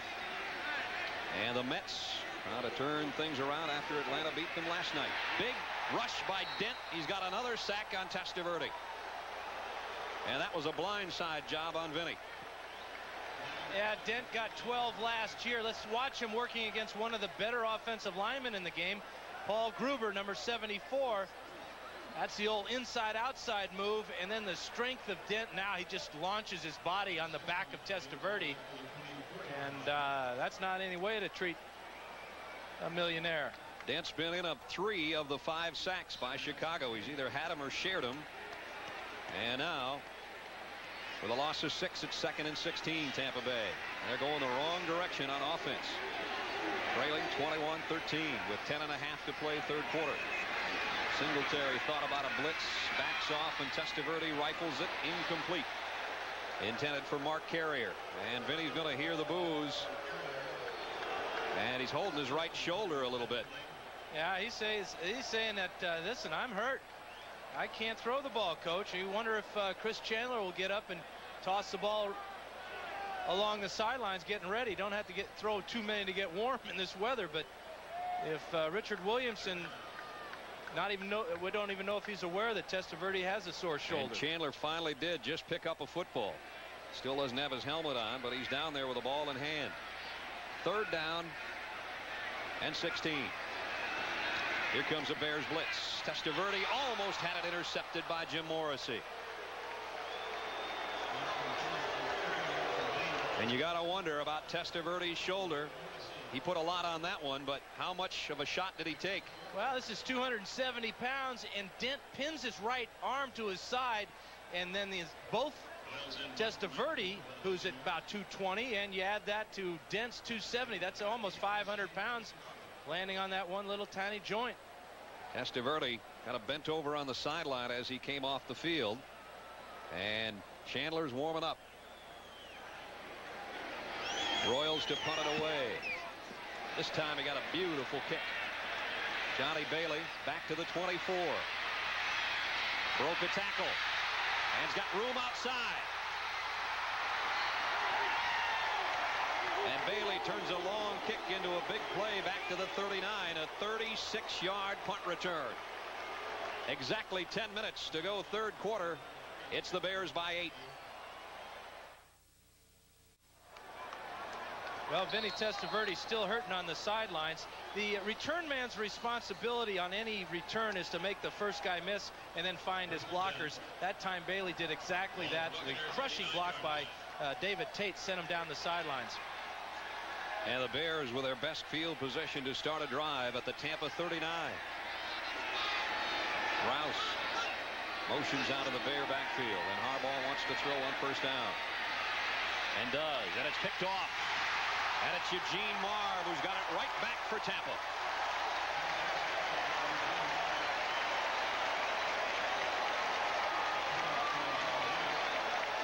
Yeah, this is Harbaugh's first interception of the year. And this is just a poorly thrown ball. Marv is number 99. He drops off into his responsibility, reads the quarterback's eyes, and that's just a lame duck being floated out there. Easy pickoff for Eugene Marv. That's the first interception the Bears have suffered all year, including the preseason. And Harbaugh knows it. After a near perfect day, 10 out of 12 with a couple of touchdown passes. He threw a bad one there. And Vinny Testaverde is back in. Tampa from its own 25. Wilson bounces off, got about 4 out to the 29. You know, if Testaverde is hurting, the worst thing he can do right now in the field is to start telling everybody, hey, I got a sore shoulder. It sends 2 messages. One, a negative message to your own team that you're not 100%, but also the Bears are looking at him rubbing his shoulder, and they're saying, That's hey, right. We got him on the run, baby. Let's get after him. If he's hurting, he's got to hide that. 2nd and 5. The Bucks trailing 21-13. Just over 9 minutes to go third quarter. Penalty markers down. It appears the Bears were offside as Gary Anderson takes it out near a first down. Mike Singletary in on the tackle, along with Chris Zorich. They got Richard Dent jumping into the neutral zone. Well, you never know when these guys get together. They're seeing a different game down there. A little better vantage point than we have. We've got the bird's eye view. There's no doubt about that at Tampa Stadium. Dent's had a big game.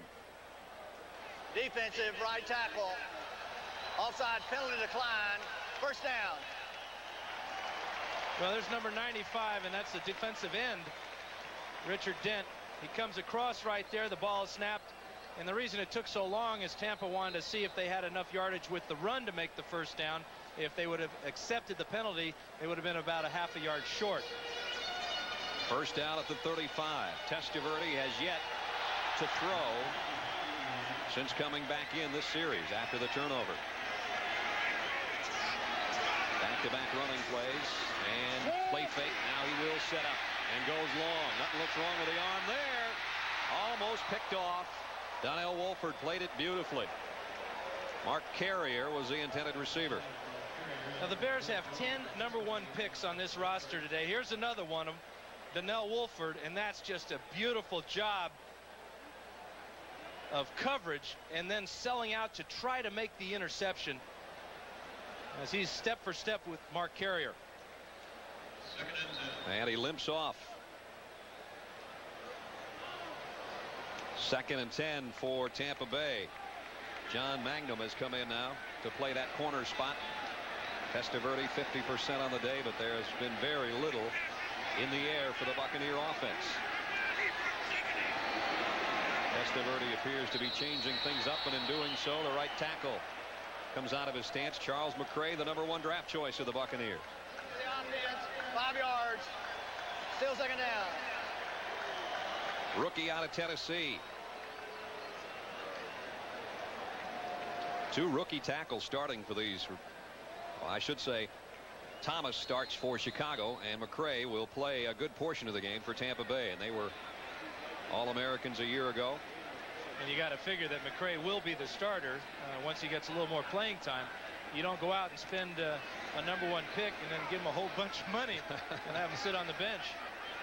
2nd and 15. 7th Tampa Bay penalty. fake the draw, and Testaverde in trouble, and it's Dent again. And Richard Dent having the kind of day we saw Reggie White have last week. Richard Dent is having a wonderful day. The right side of the screen again. He takes the inside from Gruber. Gruber shuts that down now, and then it's a pass off as a nice stunt is worked on the right side of that defensive line. Now on the other side, here's Charles McRae working against Tim Ryan, and he does a fine job of shoving him down inside where Mayberry's there for the double team.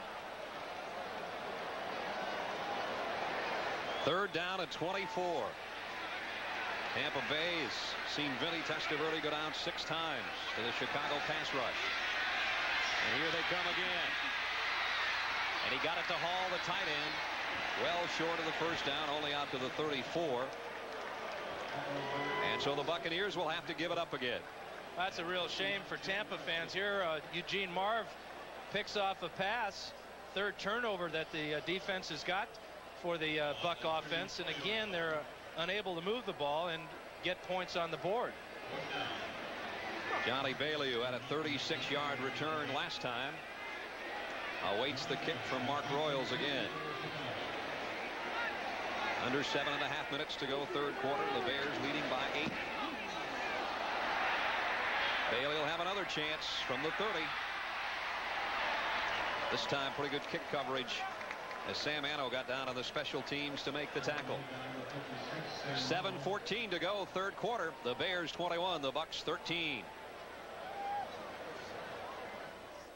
Brad Nessler and Dan Fouts at Tampa Stadium, where the Bears lead the Buccaneers 21-13 in an NFC Central Division matchup. 7:14 to go, 3rd quarter, and Chicago's got it back.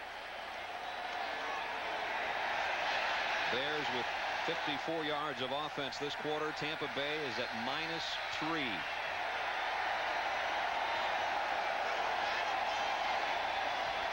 And a big chunk of that Bears yardage was the touchdown pass from Harbaugh to Davis. But they have been having to work for it on the ground today as Rouse got a couple before Reuben Davis brings him down. You know that Ditka's probably kicking himself on the sidelines for having Harbaugh throw that pass after that great punt return from Johnny Bailey. You would expect now for the Bears to try to move the ball on the ground, but then you start getting into the thing, well, you know, in this heat and humidity, it's awful tough for that offensive line to keep on run blocking. It's a lot easier to pass block, but that's not what the Bears do well. Harbaugh said yesterday, you know, we'd rather have plays, or rather drives, that don't go 13 to 15 plays. It takes a lot out of you when it's 90 degrees. 2nd and 8 here from the 37. Harbaugh one-hopped it with flags all over the place. Dexter Manley, I think, saying that he was held. Dennis Gentry was the intended receiver.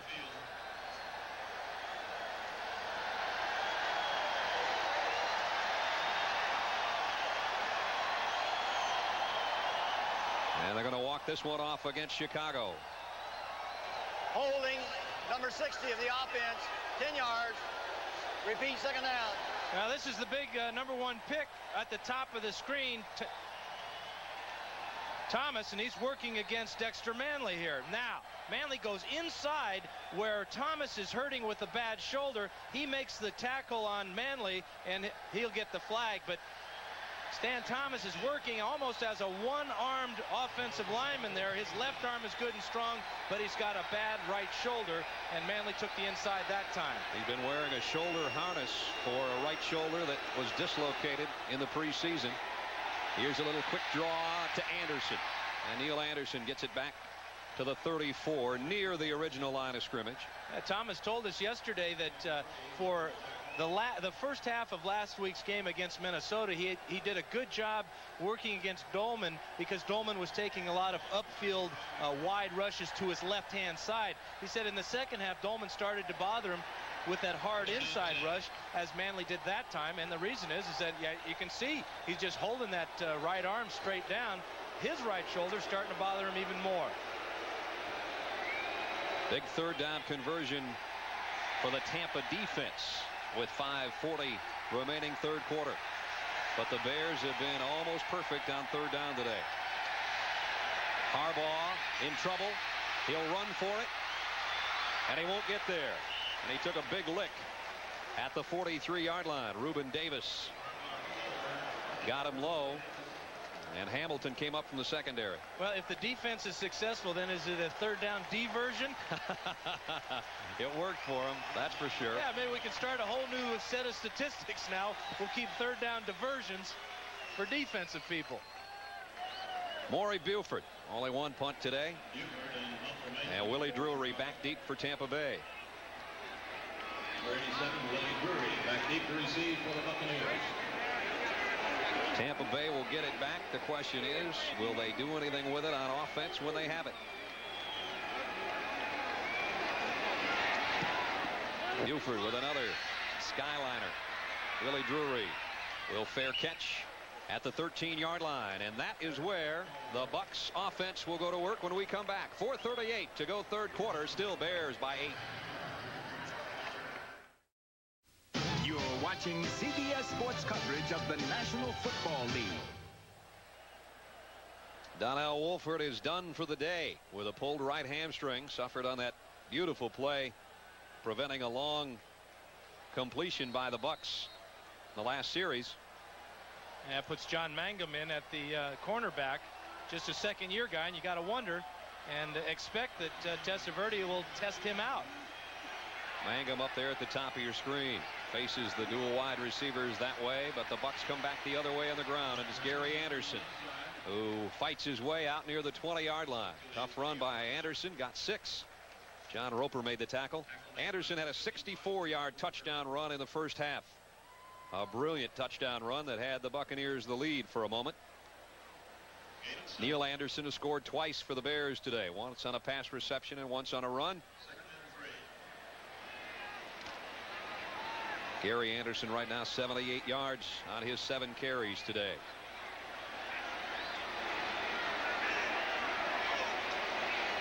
Second down and a long 3, and it's Anderson again off the right side this time, and he's going to be very close to a first down.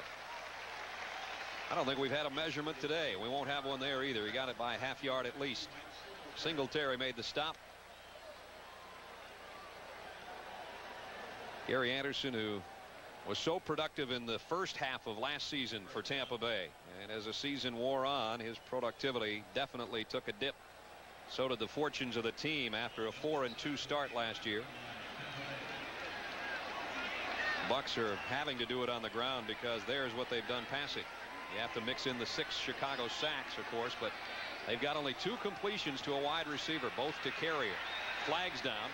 Anderson in the open field again. Again, a penalty marker down as Anderson scoots out for 13 yards. And let's see if they'll bring it all back.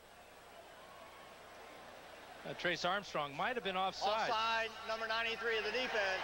Penalty is declined. That's exactly what it is, Dan. Well, and Richard Williamson is starting to play a little bear football of his own. He feels that his offensive line is the best conditioned offensive line in football because they have to practice in this stuff every day. So, you know, it's when it's 95 degrees as it is today and the humidity's way up there, his guys are used to it. This is a nice drive. 3 straight carries by Gary Anderson, and the Bucs are almost to midfield. Not many people have 100-yard rushing days against Chicago. Anderson's closing in on that now. Reggie Cobb in to give Anderson a breather. Takes it for no gain. It's almost as if Tampa Bay is going back to their original game plan, realizing, hey, we're only 8 points down. We're going to have another quarter to go after we get through this 2.5 minutes. So the Bears may start to wear down. It's still nice and hot.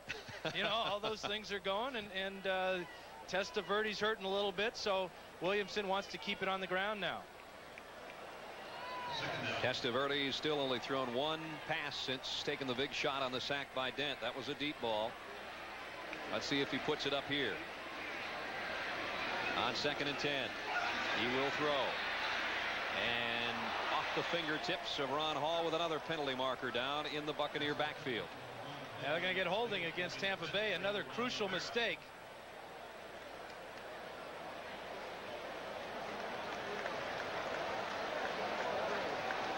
And it will bring up 2nd down and 20 if the Bears take the penalty. You bet they will. Holding, number 62 of the offense, 10 yards. Repeat second down. Ian Beckles, the right guard, caught that time with a hold. Take a look at it from the pit. Ian Beckles is number 62. He is the second in from the center, top of the screen there. He's working against Armstrong, and then it's the nice twist move by the Bears. John Roper comes free on the quarterback, and really that's all Beckles could do is reach out and drag him down before he drills Testaverde. So it's 2nd and 20 from the 27. Singletary thought about a blitz, backed off. Testaverde fires it, and again has a completion to Carrier. Nope, make it Lawrence Dawsey, the rookie out of Florida State that they think so highly of. And you question whether they would accept the penalty, bringing up 2nd and 20 or leaving it at 3rd and 10. There are not a whole lot of books or plays in that playbook that can pick up 20 yards. They picked up about 8, and it is 3rd down and 12. 3rd and 12. A 3 wide receiver group, and Ron Hall, the tight end, will join Testaverde there in the shotgun. 3rd and long. Testaverde waits and finally throws complete to Dawsey. That's why they like him here in Tampa Bay.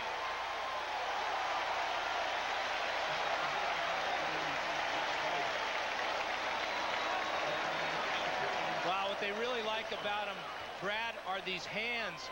Watch as he and Stinson both get their hands on this ball, but the strength of Lawrence Dawsey's hands is enough to pull it away from Lemuel and pick up the first down.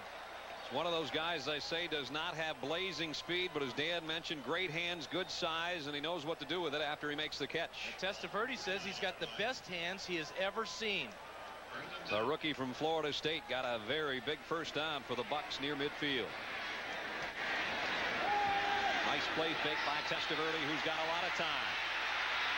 Running out of time.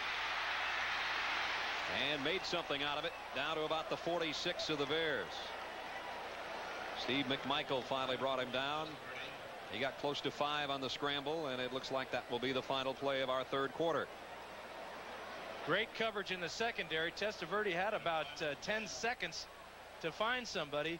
But at the end of the play, did you notice when he was tackled, he came down on that right shoulder? And he did. He'll have a chance to rest it for a moment. 21-13 at the end of 3. Our coverage will continue after this message from your local station. You're watching the NFL on CBS.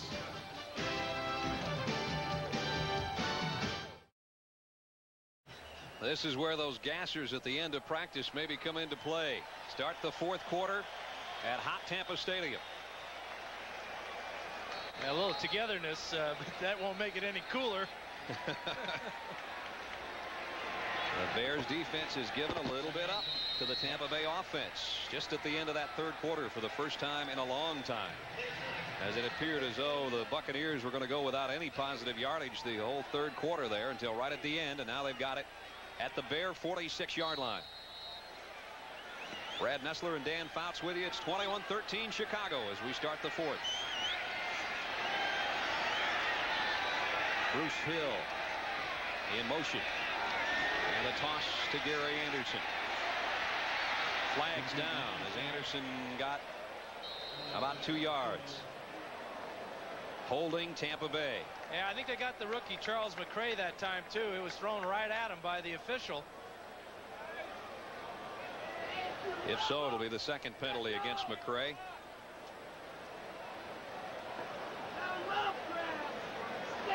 Holding, number 70 offense, 10 yards.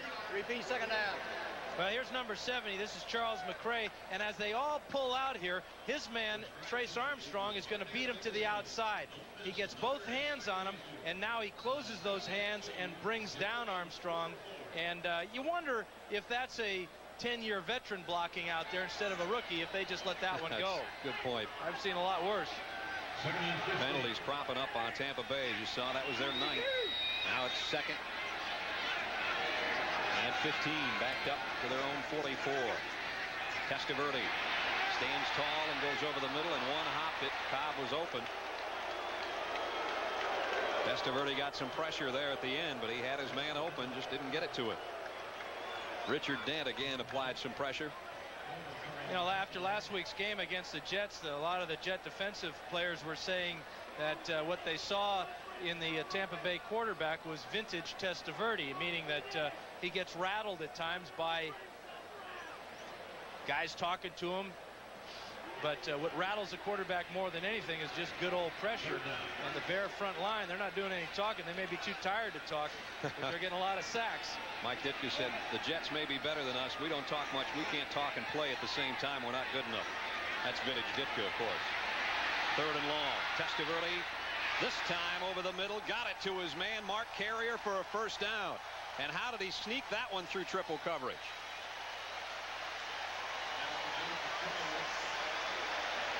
Well, this is outside. It's Douglas, Maurice Douglas, working with help from the inside. You watch him turn Carrier loose, and now Testaverde just throws a blazer in there. Great catch by Mark Carrier. Watch this fastball. And now watch the hit, the concentration there, and that's a really remarkable grab. A pickup of 17. Carrier's numbers on the day as he got Tampa a first down at the 39 of Chicago. And on first down, Testaverde over the middle this time, completes it, and the ball out to the 28-yard line. Is going to be another first down. This one for Robert Wilson. And now the Bucs are going to go to their no-huddle offense, although the Bears have a man down on the field, so that'll keep Tampa from going to that no-huddle, which they like to do after they make a good play. Is that Mike Singletary? You almost never see him down. And with that, you see his teammates will huddle around him to make sure their leader's all right. We'll find out about him when we come back.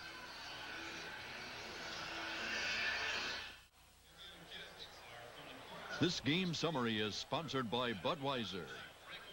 Well, Tampa Bay, as we look at our game summary, finally starting to put a few passing yards together on this drive. 3 Chicago turnovers, a couple of fumbles, and an interception have accounted for 6 of the Buccaneers' points. Jim Harbaugh has had a good game, but did throw an interception earlier to Eugene Marv. Gary Anderson has the lone touchdown for Tampa Bay. Mike Singletary went off under his own power, and he's putting the hat back on. But in his stead is Dante Jones, who eventually will become that Bears middle linebacker if and when number 50 ever hangs it up. But it's a first down for Tampa Bay. With 13:10 to play in the ball game, they trail by 8. Testaverde lofts it for Hill. And he got it a little wide. Hill still without a catch today. Marcus Paul was covering. Singletary got up and ran off the field under his own pressure, or his own power. And what happened is he got clipped right on the hip by Ron Hall. And now the Bucs go to their no-huddle offense. 2nd and 10. This is an opportunity that the Buccaneers can ill afford to waste. Short. Wilson thinking about where he was heading and forgot to take the ball. It's 3rd down. Well, Wilson is really a good blocker and a tough runner. His strong point is not receiving. So when you have a guy with limited receiving abilities as a quarterback, you've got to throw the ball to where he can make the grab. Make it as easy as possible for him. That time Testaverde threw it low and behind him. Obviously Wilson was not a big pass catcher at Texas A&M. In fact, he was a lead man for Darren Lewis, who's a rookie on the Bears squad. And now from the shotgun on the 13th play of the drive, Vinny Testaverde needs 10 yards. Steps up, lost the ball. Chicago's got it.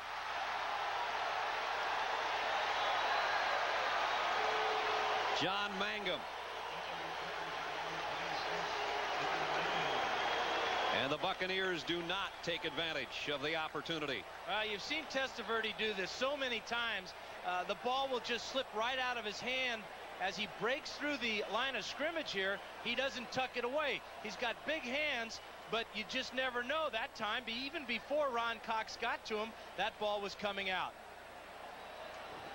So with 12:52 remaining. Boy, just blown opportunities all day long. They've got 3 turnovers and only 6 points to show for it. And now they're going down with their best drive of the day, and a fumble brings it back Chicago's way. You mix those turnovers with a whole batch of penalties, and you just can't do that against Chicago. Anderson Gerald Nichols stuck with him and made the tackle. 77, Gerald Nichols making the stop.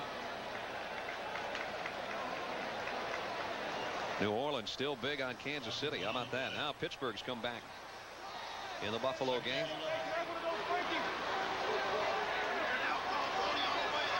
Here with 12 minutes and 20 seconds to go. Chicago leads. Not only did McCray take Taylor's place in the lineup, he took his place on the bench next to the air conditioner. Second down and 11 for the Bears. Anthony Morgan in motion. Harbaugh floats it out to Rouse. He's been his favorite receiver today, but he only got about 3 yards. Broderick Thomas hung with it in pass coverage. There's Charles McCray, and he's learning well. But you notice, as a rookie, he can't stick his whole body in front of that air conditioner. He's got to let some of it get on down to guys like Tony Mayberry and the like. And there's Testaverde hanging his head on the sidelines. That's not a picture of a real confident guy. Again, his body language tells you so much about how he's playing, and that has got to affect his teammates. Sometimes you got to be an actor out there. Third down and 8 for the Bears from their own 25.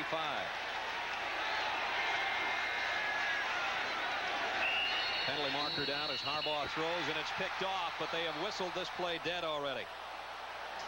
Tony Covington's going to trot in to make sure. And this time a year ago, that's maybe a Tampa Bay touchdown, but that play was whistled dead right on the onset. For the snap, false start, offense, still third down. Boy, and that's a penalty that you say, hey, way to go. Yeah, good offsides there, but a good false start there. I'm not sure Ditka feels that way, but that was an interception all the way, and that would have been 6 for the Bucs. And now in even more of a passing situation, or so it would appear. Third down and 13, back of the 20. Looks like the heat's getting a Ditka too. It's getting a little sticky on that Chicago sideline. They still lead by 8 though, 21-13. Harbaugh with plenty of time. Got it to Gentry. And the Bucs stop him. Broderick Thomas and William Frizzell make the stop, and Chicago will have to punt. This is a place where the Bucs have to do something with their special teams. Their offense is having a real rough day. If they can come up with a block here or a good return, it may just be up to the special teams. Buford to punt near his own 10, and the Bucs have 9 men up. They're trying to put some heat on Buford, who line drives it. Drury, though, has to backpedal. Talk about misplaying it in center field, but maybe it'll work for him. Driven out by Kozlowski on the special teams. The fans want a personal foul flag and don't get it. And the Bucs have it offensively at their own 21-yard line. 10 minutes, 11 seconds to play in the game. Still the Bears lead by 8. Tampa Bay offensively from its own 21-yard line. They trail 21-13. 10 minutes, 11 seconds to go. And Vinny Testaverde to throw. Completes it out to Willie Drury, and he's going to have a first down. 12-yard pickup. And they did that one in front of John Magnum, who's in for Donnell Wolford, who pulled a hamstring earlier in this half, and he's out for the game.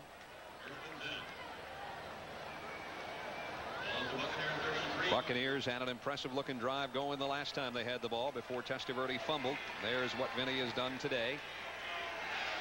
He's been favoring his right shoulder a little bit this half since a sack by Richard Dent.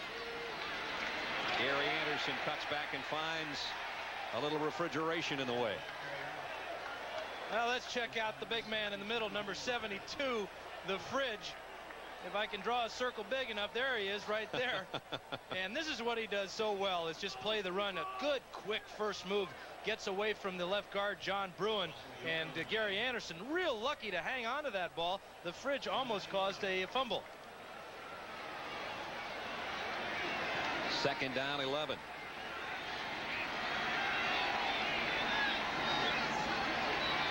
Testaverde looks left, goes left, and almost had it intercepted.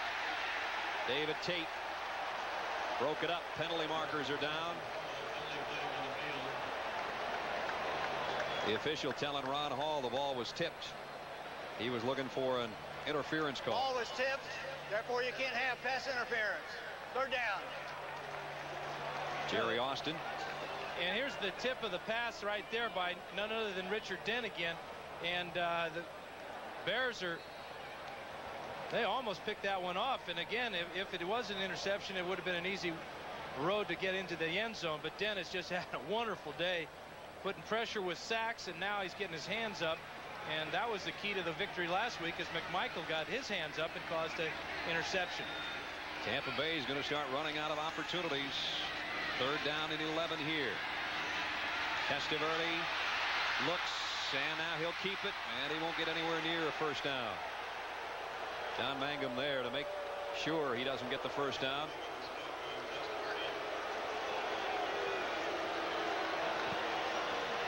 Vinny Testaverde, who does not look confident in his offense and really doesn't look confident in himself today.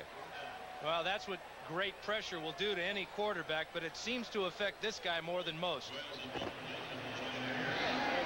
Mark Royals to kick. Johnny Bailey, who's got one good return on the day, set to return for the Bears.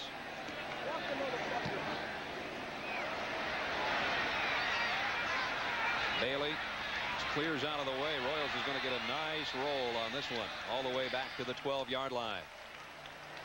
53-yard kick with that extended roll from Tampa Stadium. With Dan Fouts, I'm Brad Nessler. We have 8:09 to play in the ball game, and as you see, the Bears maintain an 8-point lead. Tampa Bay not only needs to score, they've got to score a couple of times. Yeah, we got a pretty good sized crowd, but it's not a sellout, and that's a rarity for when the Bears come to town. But you got to wonder, with it's such an early date in the year, if all those Chicago Bear fans are staying home and enjoying the nice weather they had there. 62,409 with us here today on a sun-splashed September afternoon. Game time temperature was close to 90. You know, the players on the field are saying it's more like 120. And Chicago, with the 8-point lead, has it at its own 12-yard line. This is where the Bears are so effective, with a lead and the clock under 10 minutes in the ground game that they've had, although Neil Anderson's had to work for it today.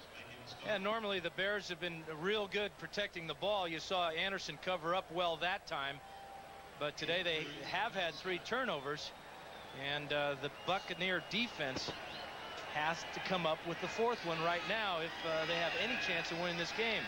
Harbaugh is going to let a lot of that 45-second clock go before he snaps the ball, and you would think that that's his biggest opponent right now, is the clock, and not Tampa Bay. Yeah, you got to kind of feel for the Buccaneer defense. They've really done their job today. Yes, they have. And as Dan said, Harbaugh lets all of that clock go down before he'll take the snap. And give it off to Rouse, who does a nice spin, flags down as Rouse takes it out for what would be a first down. But let's see what the penalty marker's about.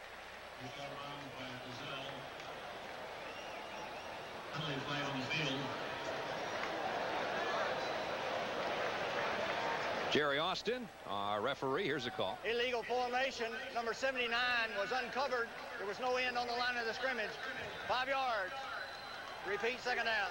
Well, it may have been Keith Van Horn. I don't think the Bears have a 79. Stephon Edberg and Jim Courier coming up next, as we'll find out who's going to win it all at the U.S. Open. The men's final follows football here on CBS.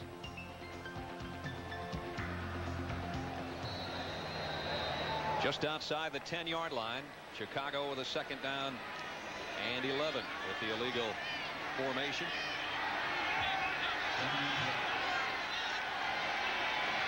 Both wide receivers there to the right bottom of your screen.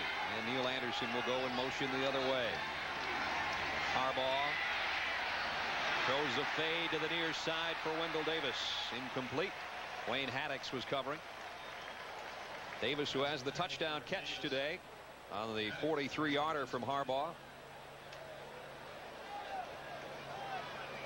Even if it wasn't hot, it'd be hot on the Bears sideline. Yeah, he calls that new hairdo the shellac look. And I'm sure that there's some sweat mixed in there with that shellac, but you never know about this guy. He's done a super job of creating the Bears in his own image. And that is a hardened image, that's for sure. 3rd and 12. Bears have missed their last 2 attempts on 3rd down. This time Harbaugh near his own goal line. Lofts it out for Anthony Morgan. And he is out of bounds, and a flag comes in.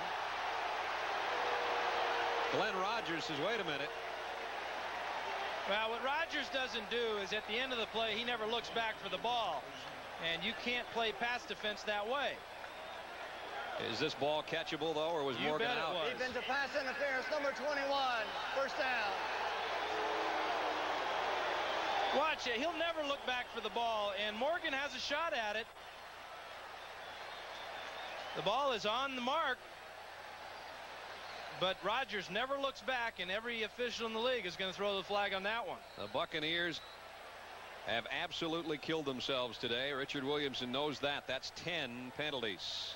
You know, that's 116 yards. You know, that is a third probably of the total offense the Bears will have today. They're normally around the 320, 330 mark.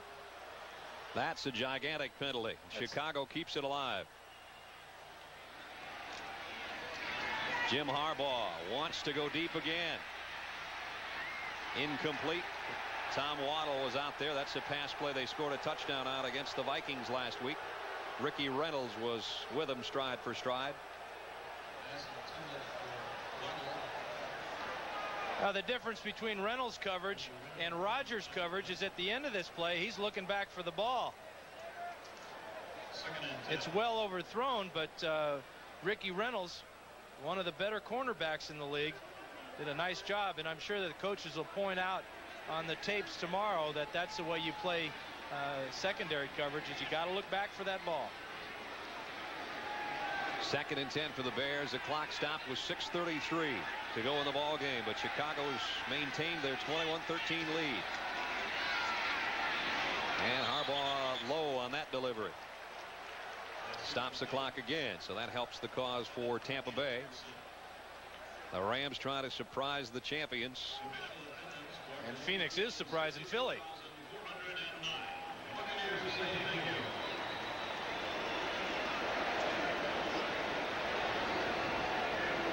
Oh, we got a flag now, and he's thrown in the direction of the Chicago bench. Unsportsmanlike, number 92, the defense, 15 yards, first down. Well, that's Dexter Manley, and he was standing between the huddle and the bench, giving the official what for. He probably protesting that he was held on the last couple of plays. But you talk about a lack of discipline. That's not what Sergeant Rock and company had in mind. Floyd Peters got to be awful mad with the way his defense has lost control today. Roderick Thomas has 2 personal fouls, an unsportsmanlike on Dexter Manley. And now the Bears, who are facing 3rd and 10, have a first down of the 34. Well, you have that 15-yarder and then the long penalty on the pass interference. What have the Bears done offensively? Nothing. It's all been handed to them. And that may have handed them the game with just under 6.5 to go. And did the ball come loose at the end of that play? It did. Eugene Marves got the football. That's the 2nd time Marves come up with a turnover, an interception, and now a fumble recovery here. See who pops it out. Could be number 51 here. Nope, it's in the inside here. That ball comes out. Roderick Thomas, 51 there. There's Marv for the recovery.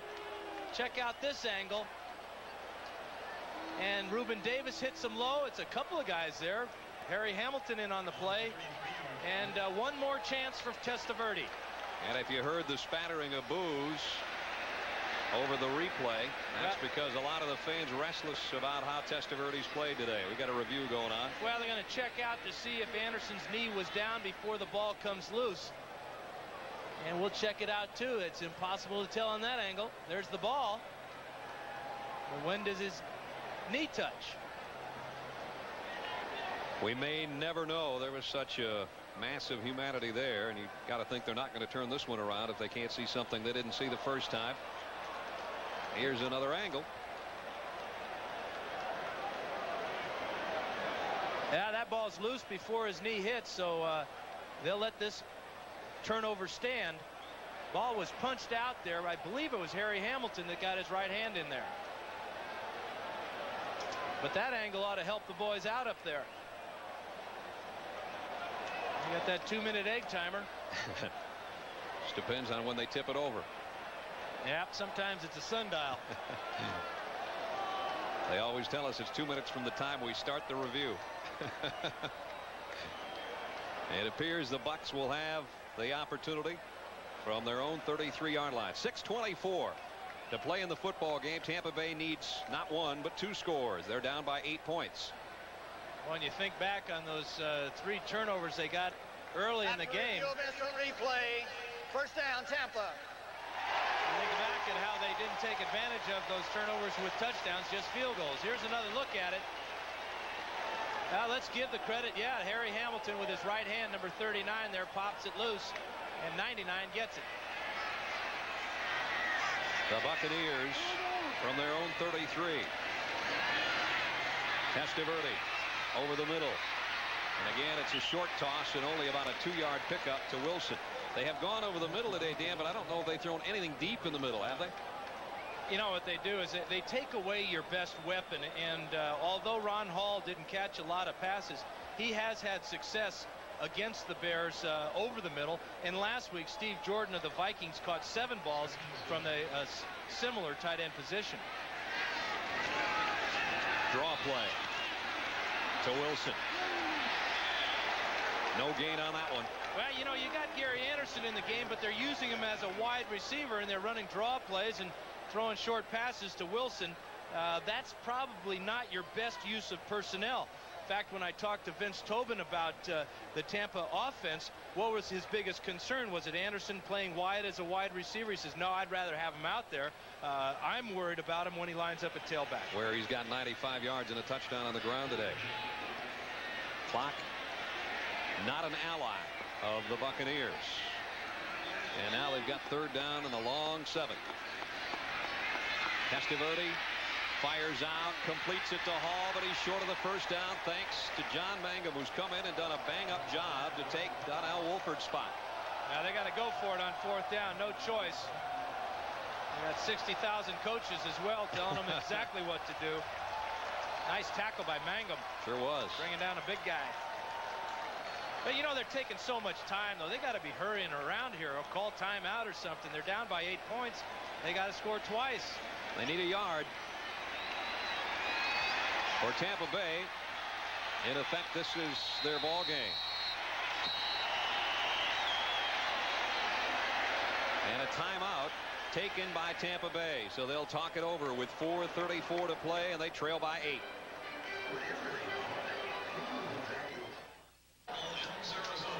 Brad Nessler and Dan Fouts at Tampa Stadium with 4:34, as you see, left in this one. And Tampa Bay trailing the Chicago Bears by 8. And the Bucs took a timeout because they need to convert the 4th and 1. And I don't know if they had the right people in there or not. Well, it's curious they don't have Gary Anderson on the field. They will go with a 3 wide receiver look.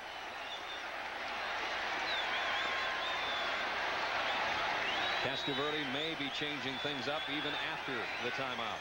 After looking at the Bears defense. He wants to throw on 4th and 1. Got it, complete to Carrier. First down, but not by much. They needed 1, they got 2. Dangerous way to pick up 2 yards, but it works. Now let's see if they'll go without the huddle. They will. This is really where conditioning is going to show, because there's no time to rest at all. Again, the 3 wide receiver offense. Carrier, Hill, and Dawson. Testaverde goes deep for the rookie out of Florida State, incomplete. Mangum there to break it up. Well, I tell you, John Mangum's playing a heck of a game. Coming in off the bench for Donnell Wolford. He stays with Dawsey the whole way here, and then at the end of the play, he'll knock this ball away.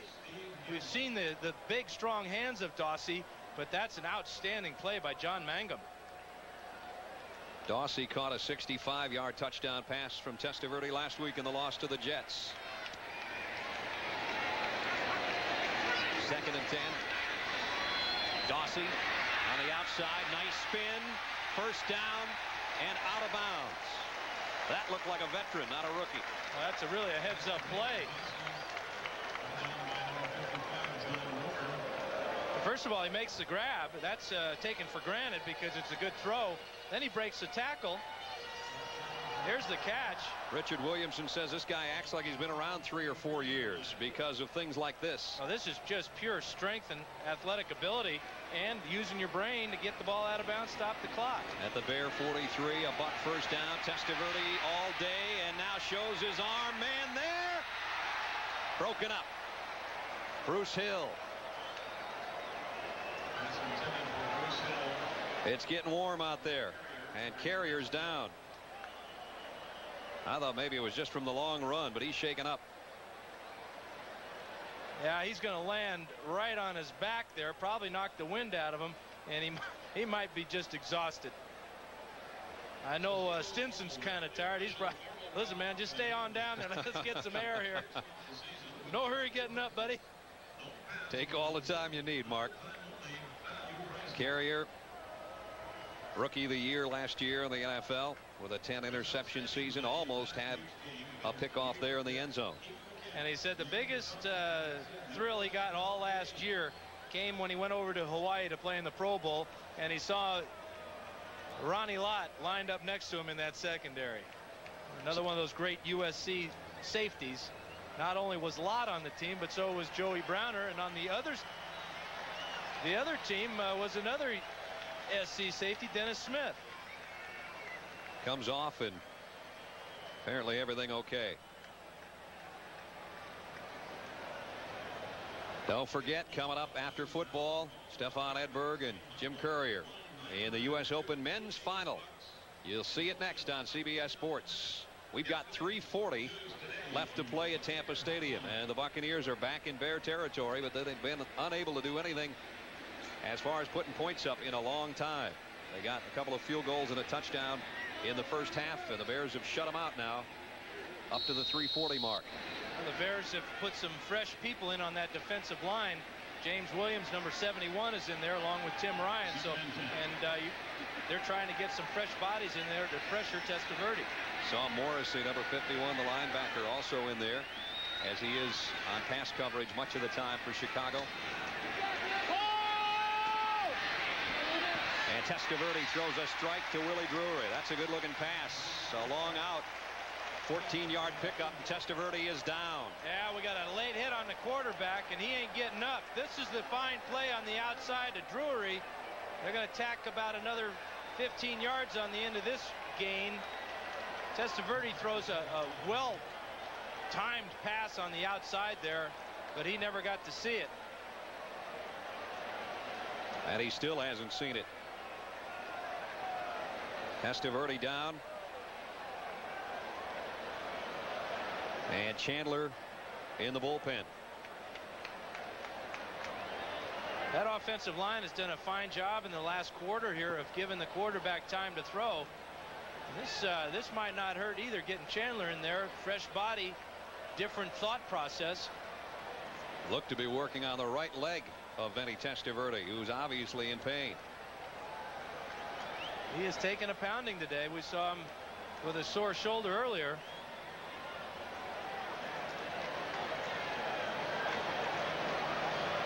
The last couple of times the Bucs have had the ball is actually when he's looked the best. You know, when you're in this situation and you're hurting, you're just waiting for the pain to go away.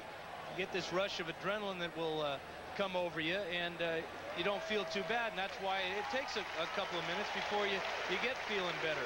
This is a good sign, coming off under his own power. You notice the knee brace he's got on that right knee, and he looks okay to me. was the right shoulder earlier that gave him trouble, and now the right knee that he's gimping on just a bit, and that brings in number 17, Chris Chandler. Oh, and they love to cheer for the backup, don't they? Most popular guy in town in any NFL city. Until he plays a while. And they root for the first string guy again. You know, you can't keep him happy. This is not too much to ask of Chris Chandler at the Bear 15-yard line with 3:35 to go, trailing by 8. All you got to do is throw a touchdown pass and then get the ball back somehow. Well, I talked to Chris about his role in the game earlier in the week, and he says that the plan won't change for him. The thing that'll change is his tempo and the way he reads the defense. Every quarterback has their own way of doing things. Carrier and Hill to the right, Dawsey to the top of your screen left side on first down at the Bear 15. Chandler throws for a touchdown.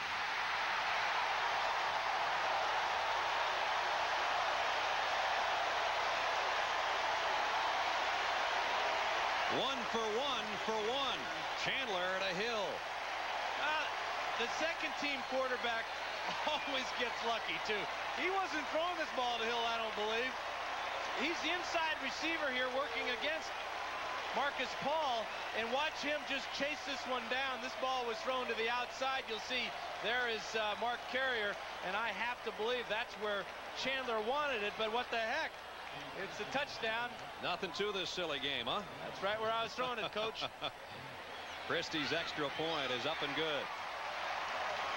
3 minutes, 30 seconds to play. Don't go anywhere. It's a one-point game. You never know what will spark a team, but what Chandler gives you is real good mobility in the pocket. He rolls away from pressure here, and now he's going to give his receiver a chance to make this catch.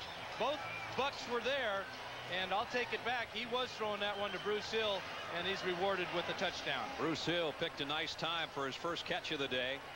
15-yard scoring toss from Chris Chandler. And now, is it too early for an onside kick? What do you do with 3.5 to go? Absolutely too early for an onside kick. The Bucks have 2 timeouts, so what they're going to do is they're going to kick it deep, hopefully all the way out of the end zone, so there's not a lot of time taken off the clock.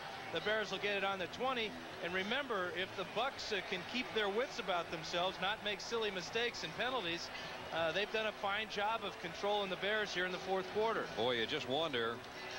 You talked about silly mistakes and penalties. They have absolutely killed Tampa Bay all day long to the tune of about 120 yards of offense.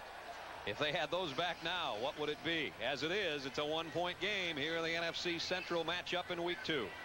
67-yard drive in 9 plays. Chris Chandler with the touchdown pass culminated the drive. Just a little under 3 minutes to put it in the Bears end zone. That's Anthony Morgan, a speedy rookie. Here's a high short kick. Let's see if somebody calls fair catch. They do. Johnny Bailey calls the fair catch on the kickoff at the 28-yard line. That was the pooch kickoff. You've heard of the pooch punt, where they hit it high in the air and hope to get good coverage. Well, that's what the Buccaneers were trying to do that time. But Johnny Bailey with a heads-up play calls for that fair catch. Just like on a punt, he can't be hit there. He's got a right to make that grab. You said on the NFL Today the fans would come into play. They have on the sideline, and now they're trying to help out this Buccaneer defense. 21-20, Chicago.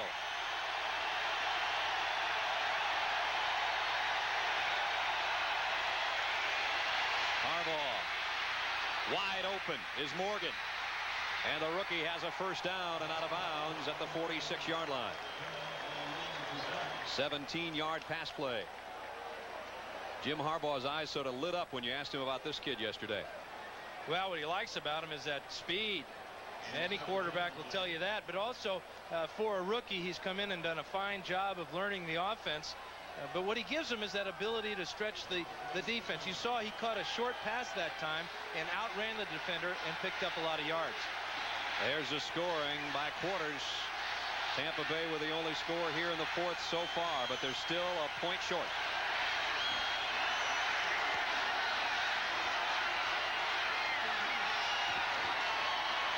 Harbaugh gives it off to Anderson, going nowhere.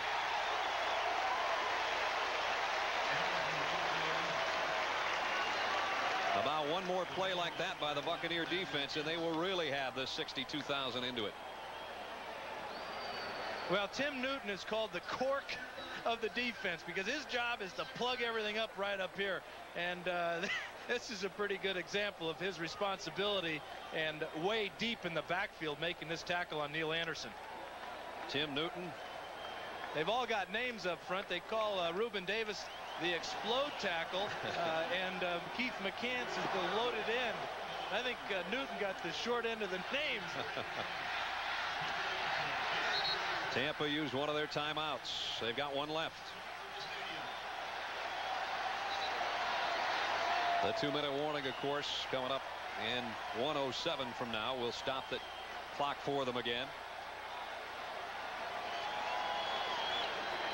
We're trying to get a report on Vinny Testaverde from the sideline. As of yet, no official word, but the helmet's off. Chris Chandler has the itchy trigger finger, wanting to get back in, but the defense has to do the job first for the Bucs.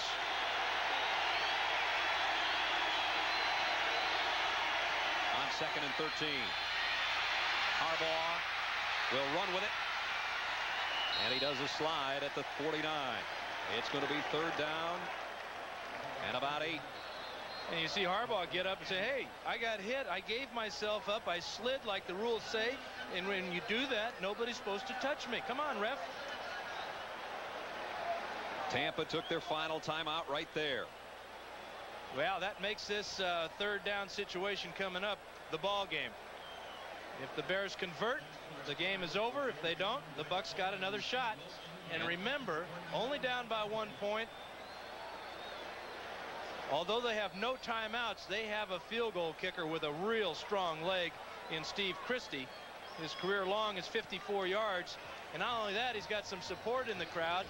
His folks came all the way down from Canada to watch him play today.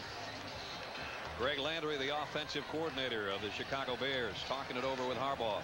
For whatever that's worth, you know, I'm just not too sure. He'd love the chance, though, wouldn't he? Well, you know, he's missed one earlier today. That was from 49. It had plenty of leg. He just pushed it to the right. But the Buccaneers have hung around, and if the Bears don't convert here, it's anybody's ball game. The Bears have missed on their last 3 3rd down conversion attempts. Here's the game on 3rd and 8.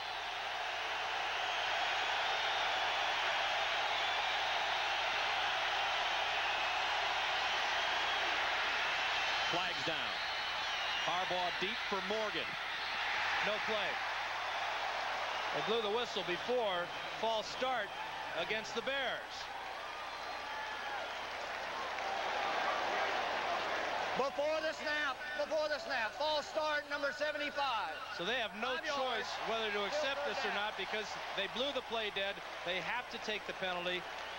And that was Ron Mattis filling in for Stan Thomas, who started a little bit early. Richard Williamson in his first year, full year as head coach of the Bucs.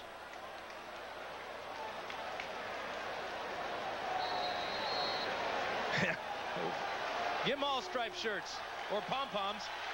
The trouble for the Bucs defense is that Chicago's got one more chance at it. 3rd and 13. That's a big difference between 3rd and 8.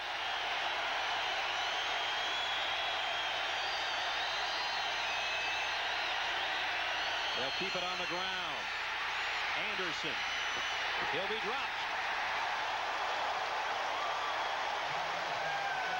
And the court just plugged another one.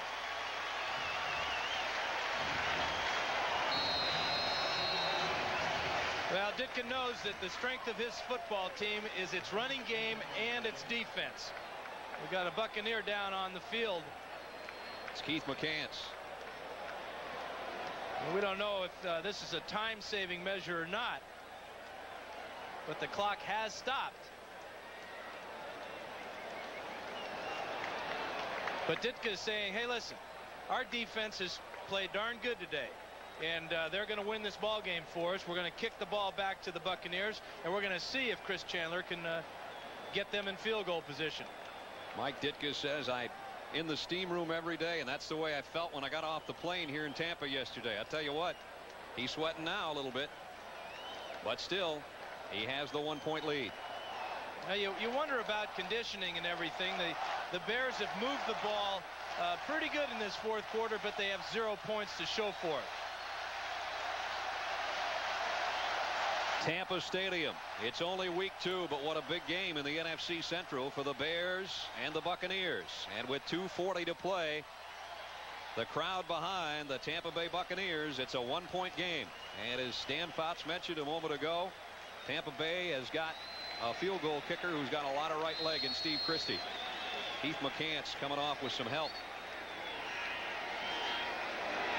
Maury Buford's last punt went 58 yards, and would he ever love to hit another one of those here? The Bucs are out of timeouts, but they will have the chance to try to win it at home.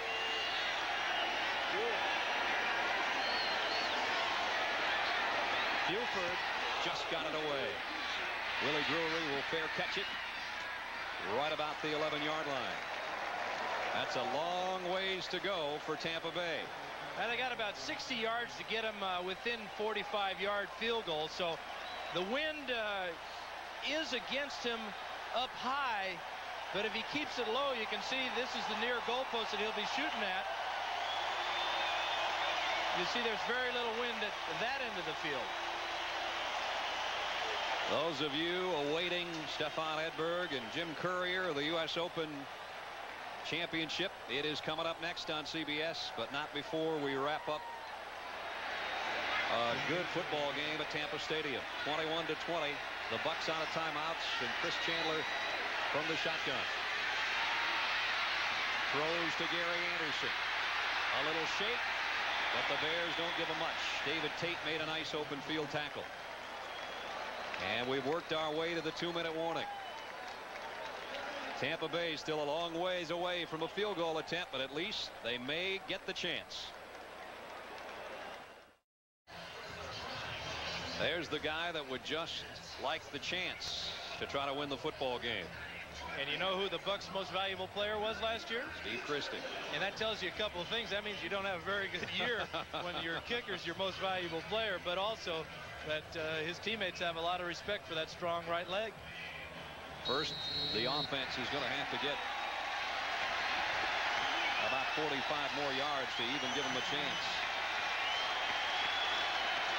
And guys like Richard Dent make that a little bit tough for quarterbacks. Chandler, 2 for 2 so far, but McMichael levels him from behind.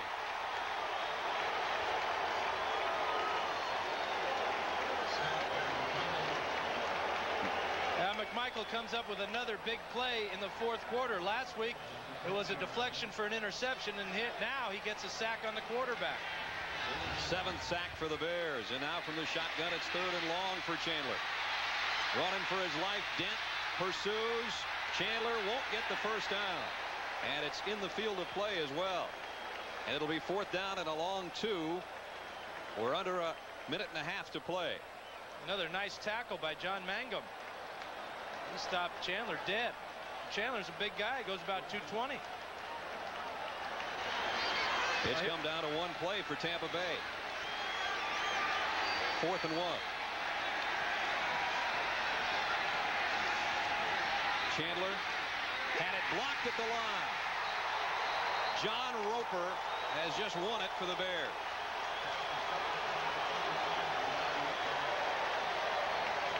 Well, you wonder if the Bears practice this. You know, sometimes they come hard on the pass rush, and other times they just hang around and read the quarterback's eyes. Look, no pressure here at all except for McMichael, but Roper is just hanging around out there playing basketball. Here comes a jump shot. I'm going to swat it away.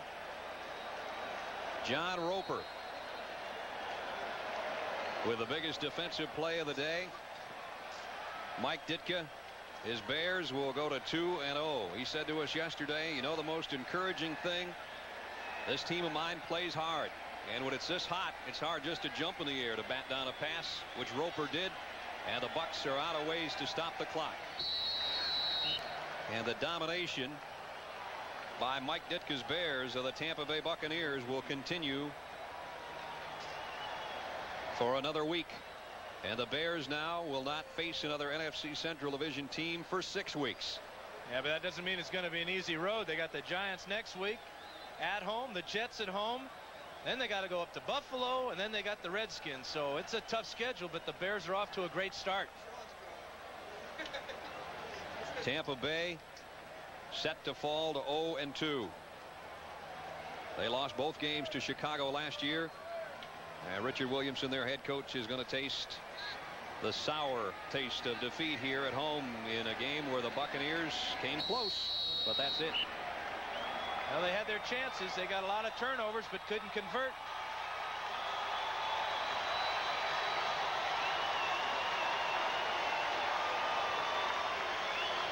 Vinny Testaverde, who went out with an injury, will head to the locker room with his team 0-2. Mike Ditka's Bears head back to Chicago 2-0. Final score: Chicago 21, Tampa Bay 20. Greg and Terry and the gang will be coming up with a post-game show in a moment.